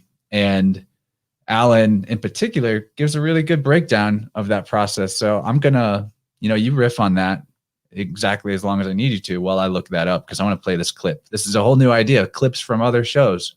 How cool. I love this. Absolutely. Yeah, some people's brains work that way. Some people can go with like information and it's almost like a photographic memory type of thing, which I used to do when I first started researching conspiracy and stuff, because I'm like, I have to be able to cite these specific studies or this specific research or these specific citations so I don't sound like a complete idiot in a bar argument. Not that you ever sound like a fucking genius arguing at the bar over Obama being the same as Bush or something. But I don't know. I also think too, it's an easier way for me personally to have the bigger picture, to not necessarily retain all the specific information, but to know I can be a generalist. Yeah, right. I'm a generalist too. I consider myself an artist of all trades too. I loved when you said that. Yeah. Because I love that, an artist of all trades, but a master of none, because whoever reaches masterhood anyway. Who decides you're the master? Yeah. Right. I thought we're trying to get rid of masters. No masters, no slaves, right? I don't know. Absolutely. Don't masturbate. It's bad for your eyesight. Yeah, exactly. Bad for your creative energy. That's actually real. It's true, for sure. George Costanza taught me that, actually. All right, let's do this clip. I'm going to pop us over to the other screen because we'll even be able to watch these beautiful gentlemen. Oh, shit, it's muted. Okay. Complete happy. Starting over. So this is from Weaving Spiders Welcome 46. I know that a lot of you have seen this, but it was almost 5 hours long, and this was near the end, so maybe it's new to some of you, and it's a good little clip on the subject. We got Jim, Alan, Sean, and Gordy doing their thing over here. I was in that episode for as long as I could hang, but that ended up being like half of it. I thought that I did a good job, but I go hard. But this is all about how to bear fruit with your research. So here we go. It's the And I'm kind of in the liminal space between both. I save things, but it's a complete haphazard. It's really just at my own whim, knowing that I may never look at it again. Whereas Alan has something what I would call like a more determined and organized ability to not only catalog information, but to encourage other people to do the same thing with some kind of routine frequency and consistency. Mm-hmm. You know, I agree, because I spent years watching stuff and listening to stuff and reading stuff, and I've been archiving it up here, but I never copied it. I didn't. All of my references would.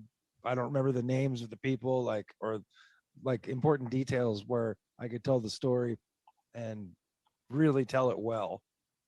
So I've been trying to source everything now. If it's really important or something really interesting that I might want to talk about. The analogy I have is when you begin your research, it becomes like an infotainment dump, and you go to an infotainment buffet, and you want to taste all the cuisine, you want to experience all the flavors, and then you get to the point where, you know what, I'm spending a lot of time and energy going to a buffet. I'm driving out there, I'm getting in line, I'm paying, I'm sitting down, I'm waiting for the meal, eating it and going home. Well, can't I just do this at home in my own kitchen? And then you're like, I want to start cooking it for myself, and now I need to know the recipes, so I have to know that. And then you start writing them down a recipe card, and you start organizing it, and then you get to the point where you want to exchange recipes with other people and talk about it. And that's what we do with information. We get to the point where we don't know what we don't know, so we go and run a survey of the available literature. People give us a list of books to read. Certain books jump out at us from our bookshelf. They're just there. We pick them up. We read a passage. We're pulled into it. We read through it. And we don't necessarily have to take notes, because that might interrupt the flow of the reading. But we get to a point where we begin to see pattern. We see what's important to us. And then we become more intentioned about it. We know what we're looking for. And then it's like a fine-tooth comb. We go through it again. We know what we're looking for. And we pull out certain threads. We begin to put them into a file. And then over time, we assemble those ideas, threads, notes. And then we go back and reread. We got 5 different books. They're all talking about the same topic. And then you begin to see the dots connecting. There's a pattern there. And then you look into a more focused way. And that's sort of the first step. And then you sort of put that idea out there to other people. You see what kind of sticks, and it takes time. But then when people return to you and say, you said that one thing, I was thinking about it, and the seed begins to grow and germinate and bear fruit. And the first time it bears fruit,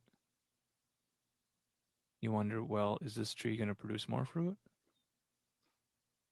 Do I like the taste of this? You might not like the taste of the fruit from the tree you grow, but you have to grow the first tree. You have to graft that first branch onto the apple tree, and you have to produce fruit in the apple tree. And you're like, well, maybe I don't like this sour green apple.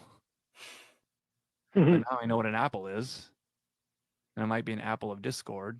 It might be a golden apple. But now you know what fruit is. And then you begin to be more intentional about what gets into your garden. Yeah, so that was a great clip. The metaphors, Alan just crushes it there, really. But absolutely. It really made me reflect, because in my journey, I was mostly just absorbing. And I'm great at popping out random bro science with zero reference. Right. Super good at podcast bro science. But actually, the first time I really brought original research to my own channels was when Lindsay and I worked together and we looked at that cyberpunk tarot, which was so crazy. Absolutely. It's really rewarding to, it's probably more likely to be a golden apple than an apple of discord. Right. But then you have a different style. This is a big thing for me too, is I always wanted to talk to more artists on the show, but then conspirituality happened due to 2020. And I really had to, the world was already going that way, but then it's like, I kind of want to talk about more serious big boy stuff. Not that art isn't really important, but it went to the wayside. But what can happen with artists is you've got the ability to hit the subconscious with some of these golden apple flavored pies that you're baking in the form of whatever your craft is, right? And Right. so even though you're not telling them, all the details and the references, you're just sharing with them the feeling of what it's like to reach a certain level of awareness through the holistic experience of knowing, which is what the art can do. Like that video games picture, it tells you everything in one piece of art. It tells you so much. So there's more than one way to do it. You're already doing it is what I mean. Like, even though you're not taking notes, don't feel like I'm calling you out. I don't take good notes either. No, for sure. It's definitely true. And I learned a lot. Like, my journey with all of this actually started with like lyrics and hip hop and stuff. I remember my buddy when that like thing happened in New York so many years ago, like he was rapping about it. He came over, he's like, I gotta record this stuff. I'm like, cool. We threw on the beat. He started rapping. I was like, what the fuck is he talking about?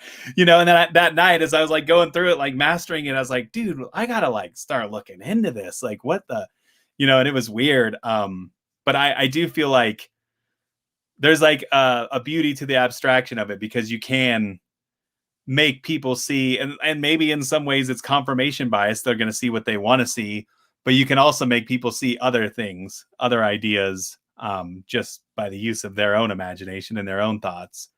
So that's always fun. Lindsay says Alan's symbol makes her sad. Alan is 86. Marcus used to be 86th. Poor guy. I love it. What a dude. Okay, Slick. You're also on deck to call in someday, so figure it out. It doesn't have to be tonight. It's not a bad time to go into that other. And Johnny, if you ever have to go, no worries. Like, that's true for any guest here. But I think we're having fun, and we can extend this fun further. I'm doing great.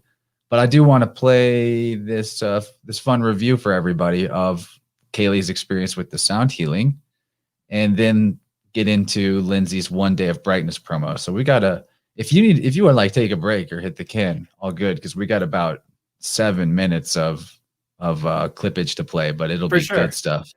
Absolutely. Cool. And okay, I'm gonna try to do this without screen share. So wait, come back, Johnny. 1 sec, I need you. He's still there. Shit. Okay. No, yeah. I'm here. I think I can hit play without bringing it over here, because there's nothing to look at, and we'll hear it. So just, thumbs up me. And this is the review from a sound healing session. And if anyone wants to do this, I don't have a way to tell you about it on my website right now, and I need to set that up, but you can just get a hold of me somehow. There's a lot of ways, and you're smart. And if you want to do this, that's part of the requirement, is that you figure out how to ask me to do it. I don't want just anybody. But all right, tell me if you hear this. Okay. I just tried to record this and I fucked it up. So this is round 2. Okay, you can go if you want. Topic. But hi, my name's Kaylee. I was on the Vibrant episode 2. Good to see you guys back. This is has quickly become my favorite Wednesday show. But anyway, I'm actually leaving a voice message to talk briefly about the sound and energy healing session that I did with Chance on Saturday. So this is a quick review. Essentially, a quick disclaimer. I didn't go into the session expecting it to be so intense, and I also didn't expect anything to be like fixed or shifted right away. So I think that's really important right off the bat to understand. If anybody is considering investing in a session with Chance, it's not something that's going to like fix anything right away. However, what it did do is, number one, yes, it definitely works remotely. No doubt about that. Especially if you're open to the experience. And number two, it assisted me in shifting things that had been stuck. So the week leading up to my session with Chance, I had been doing an herbal detox, um, and was working some stuff out of my system already. And then I did the session with Chance, which was awesome. Chance was professional, kind, friendly, super helpful. And uh, the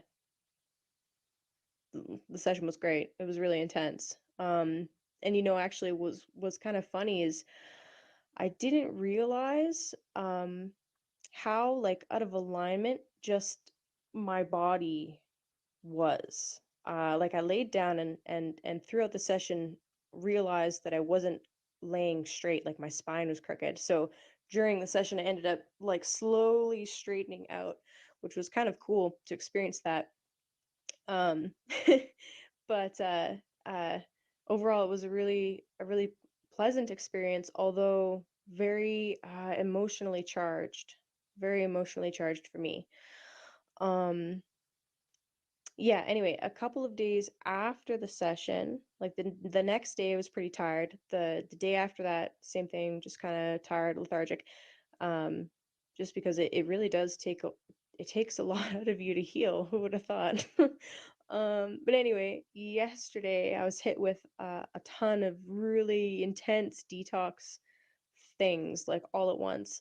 And Chance was um very kind and helpful as I was describing to him some of the crazy shit that was happening. He was actually able to help me with a couple more things to help, like, just keep energy moving in my body, which was highly, highly appreciated, and I very much I'm very thankful for that. But anyway, so essentially, if you are considering doing a session with Chance or you're unsure, you don't really know if it's going to work remotely, this is to say, yes, it does work remotely, absolutely 100%. And it is worth it. And you should invest in yourself and invest in this young man who's trying to make a living doing his own kind of art hustle. Anyway, I enjoyed the session so much that I already have ordered my own sonic slider to start practicing on myself with. So there you have it. That's how effective it was for me. And I really look forward to continuing doing more work with myself and uh, perhaps another like tune up session with Chance if I need it going down the road. Yeah, that's pretty much it. I winged this. I didn't write any of this down. Totally off topic, but there you have it.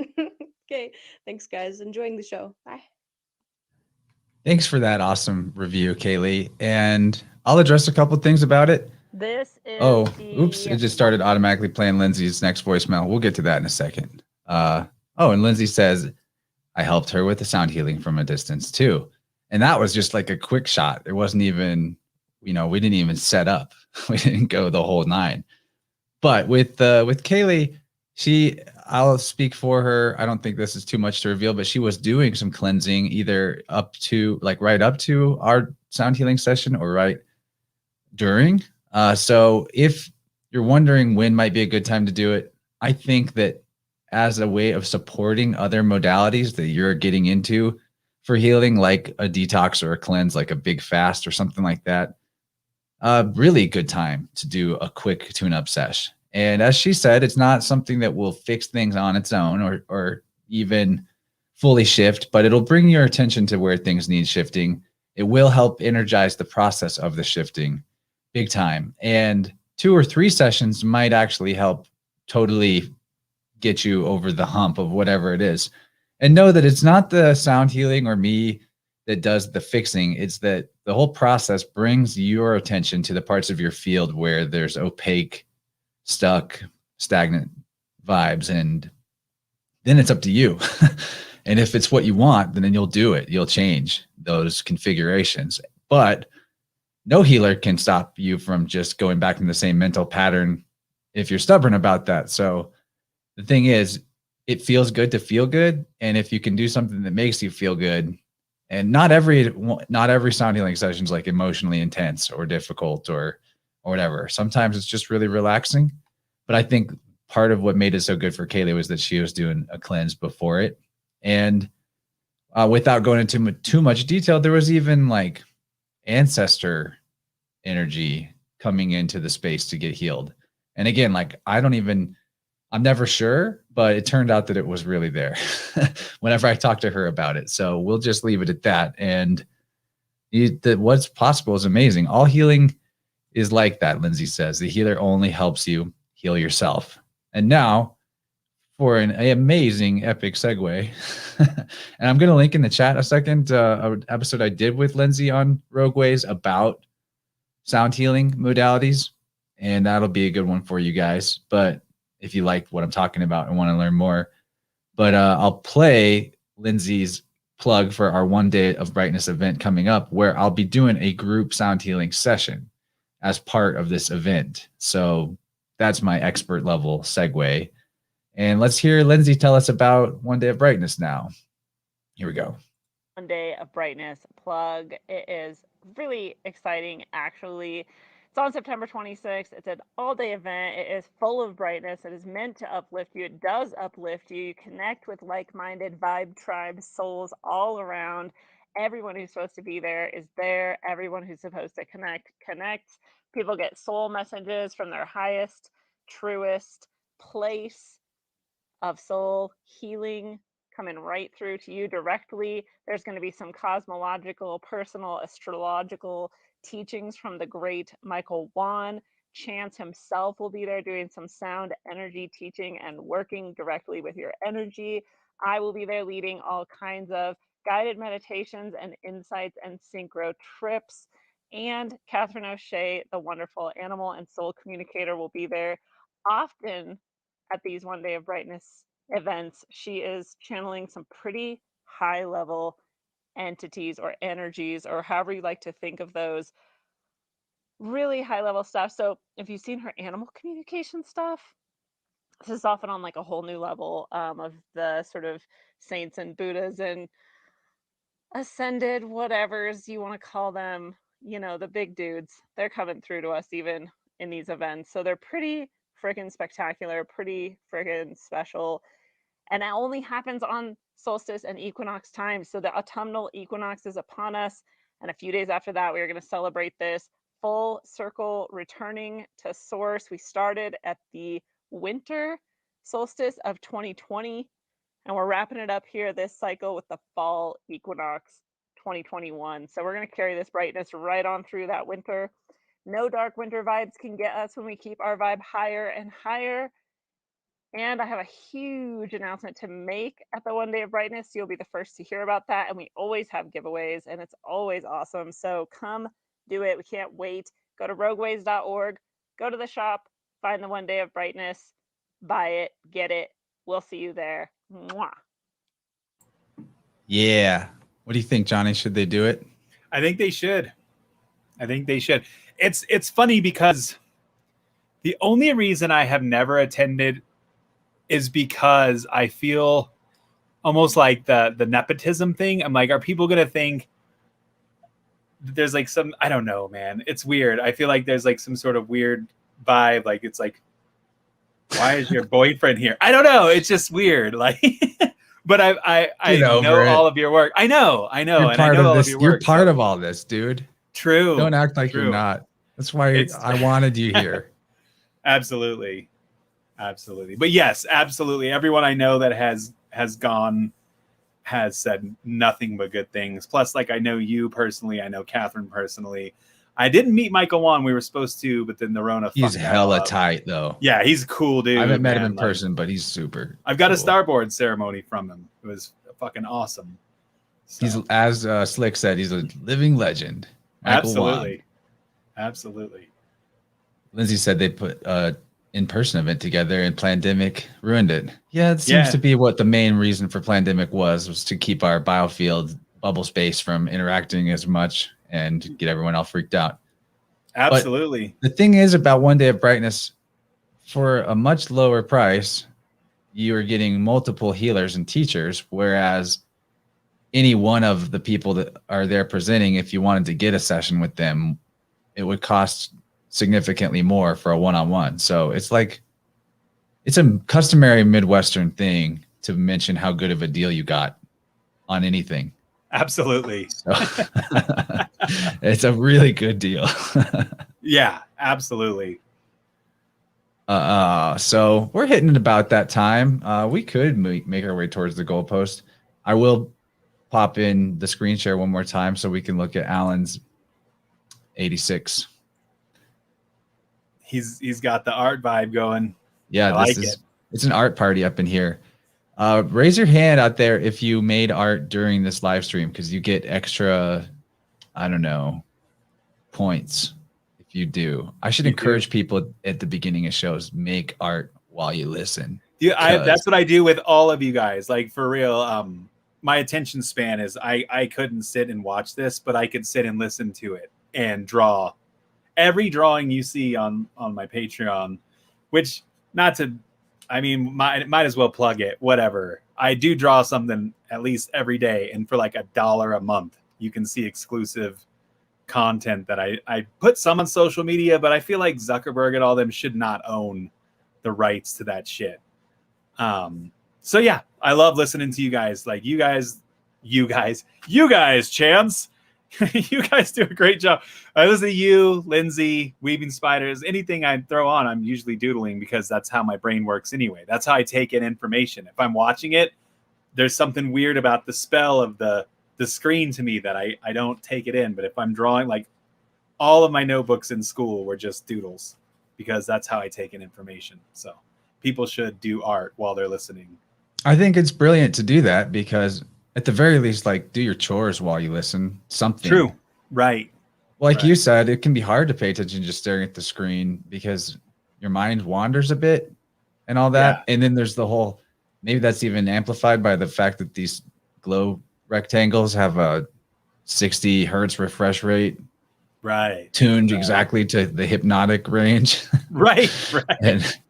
And even who knows what might be going on in the background of some of the websites and platforms. Like, definitely Facebook seems to have aggro rays coming out of the screen.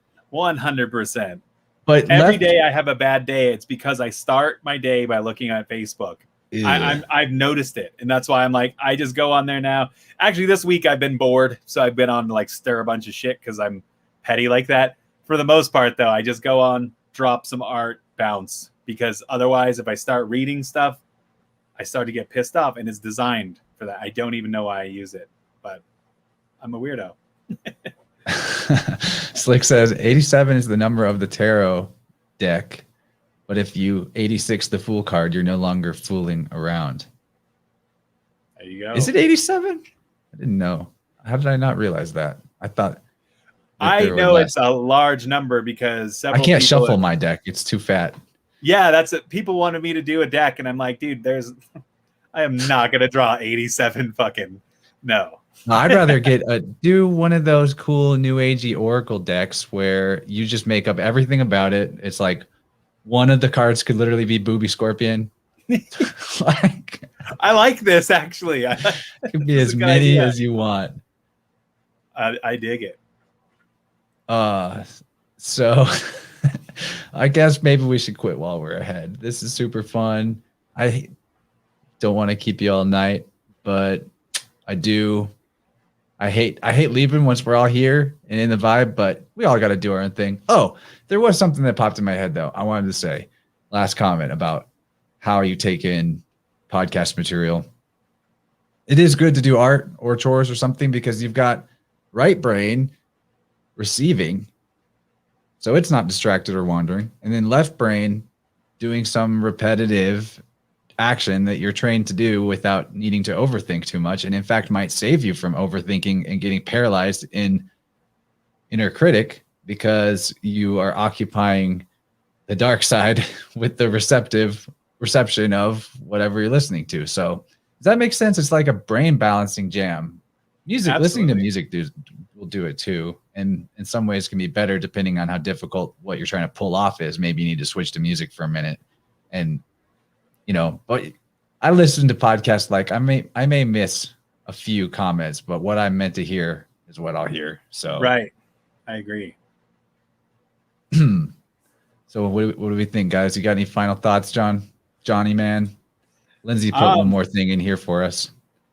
Oh, that was hilarious. That was up the street.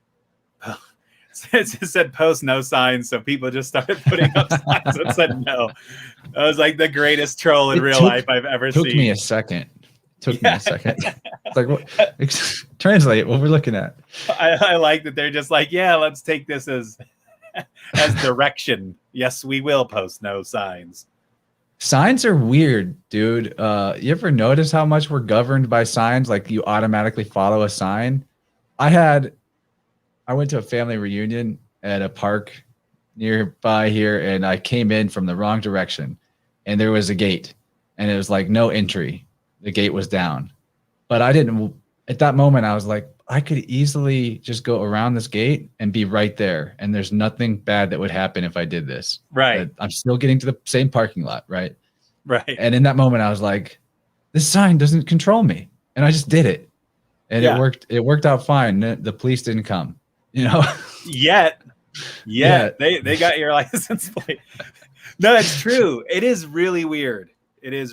Like I understand having the social directions and whatnot, but yeah, I usually disobey as much as I can just because it makes me feel good inside. Screw your sign. I'm gonna come in with no shoes on and pee on the floor. I've rested a lot of times. All right. Well, let's go. Johnny, I'm gonna get your art page here. How much is your Patreon for people? I'm linking it in the show notes, by the way. How much is your Patreon for people to see your daily stuff? I'm pretty sure it's like $1. $1 is the literal lowest amount, and then You're really selling yourself short, dog. Well, as the tiers increase, I would pay $2. That's when you get stuff. $2.50. I'm gonna raise it to $2.50. No, I just wanted like a platform that, and I know Patreon actually kind of sucks, but I started a locals as well in case someone wanted to go there instead, but it's the same content on both.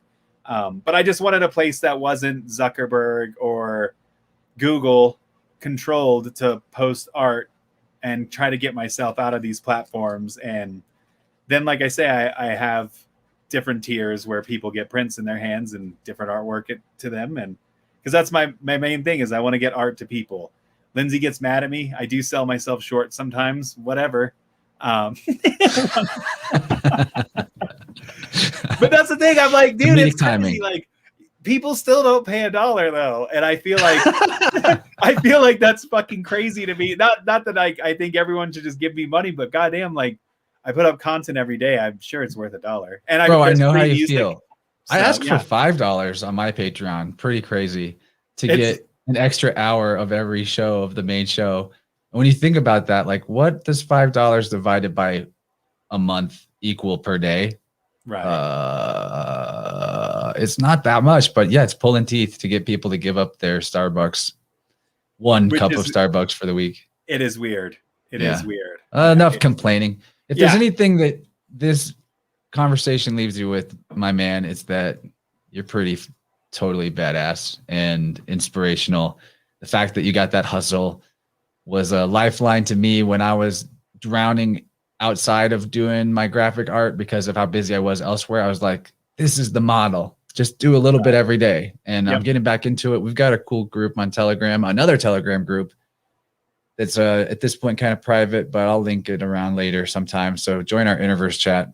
But we have a September art party where we're all just sharing our daily creative practices, all kinds of different stuff. And it is super lit. And everybody's getting stoked on each other's stuff. And we're all doing more of it more regularly because we're holding each other and ourselves accountable. Yep. It's really amazing what a daily practice can do. It accumulates, guys. You don't have to do it all at once. Look at Slick Dissident's YouTube channel. He's got 14 to 20-minute videos. But when you add them all up, he's only had to do a 20-minute video at a time. But when you add it all up, it's like this crazy journey.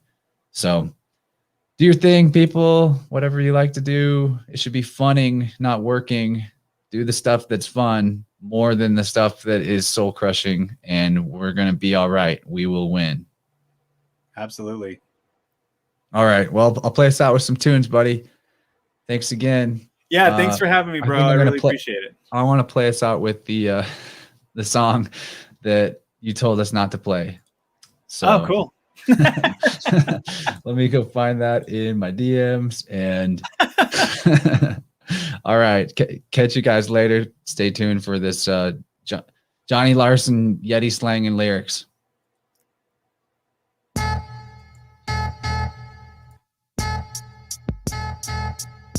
Yo, you're lying. He's lying. And she's lying. My man over there, he's lying. You know what? You're building up a bunch of lies. Straight lies. You don't know Willie Brown. I don't believe you. You're gonna build a wall. I don't believe you. You smash corn pop. I don't believe you. You don't touch kids. I don't believe you. Tupac's your favorite rapper. I don't believe you. You're helping immigrants. I don't believe you. Unemployment's low. I don't believe you. You're gonna fix the climate. I don't believe you. You carry hot sauce. I don't believe you. You pulling troops out. I don't believe you. America is great again. I don't believe you. You don't take cash from China. I don't believe you. You pay taxes. I don't believe you. You care about us. I don't believe you. There's a virus. I don't believe you. You need to wear a mask. I don't believe you. Here's a stimulus. I don't believe you. You're gonna impeach someone. I don't believe you. Heads are gonna roll now. I don't believe you. We're gonna flatten curves. I don't believe you. You're helping black people. I don't believe you. Voting matters. I don't believe you. You never took that flight. I don't believe you. We're all in this together. I don't believe you. You don't have dementia. I don't believe you. You make the best deals. I don't believe you. You're gonna solve the problem. I don't believe you. You're gonna drain the swamp. I don't believe you. We're training space soldiers. I don't believe you. You're friends with Mexicans. I don't believe you. You're different this time. I don't believe you. We're fixing infrastructure. I don't believe you. You'll get free college. I don't believe you. Your hands are huge. I don't believe you. Erasing student debt. I don't believe you. You're not establishment. I don't believe you. You don't have Kuru. I don't believe you. You have nice friends. I don't believe you. You won't bomb anyone. I don't believe you. We don't spy on people. I don't believe you. There's a tax credit. I don't believe you. You're a Christian. I don't believe you. You'll fix the deficit. I don't believe you. The other side's the problem. I don't believe you. You got transparency. I don't believe you. You're not a puppet. I don't believe you. You don't know a Rothschild. I don't believe you. Safe and effective. I don't believe you. I'll circle back to that. I don't believe you. It's a pandemic. I don't believe you. We care about your health. I don't believe you. They're killing grandmas. I don't believe you. Birthing person. I don't believe you. We'll investigate. I don't believe you. You don't know that guy. I don't believe you. You trust the science. I don't believe you. You want us all in shackles. I believe that. We're training space soldiers. You're friends with Mexicans. God damn it. Hey, since there's still people in the chat, I just gotta one more time say how grateful I am for everybody that tuned in and made this what it was. This was art in and of itself. We had a blast. We're going to do it again Wednesdays at 8 p.m. Central. So watch out. More coming your way. Catch you guys later.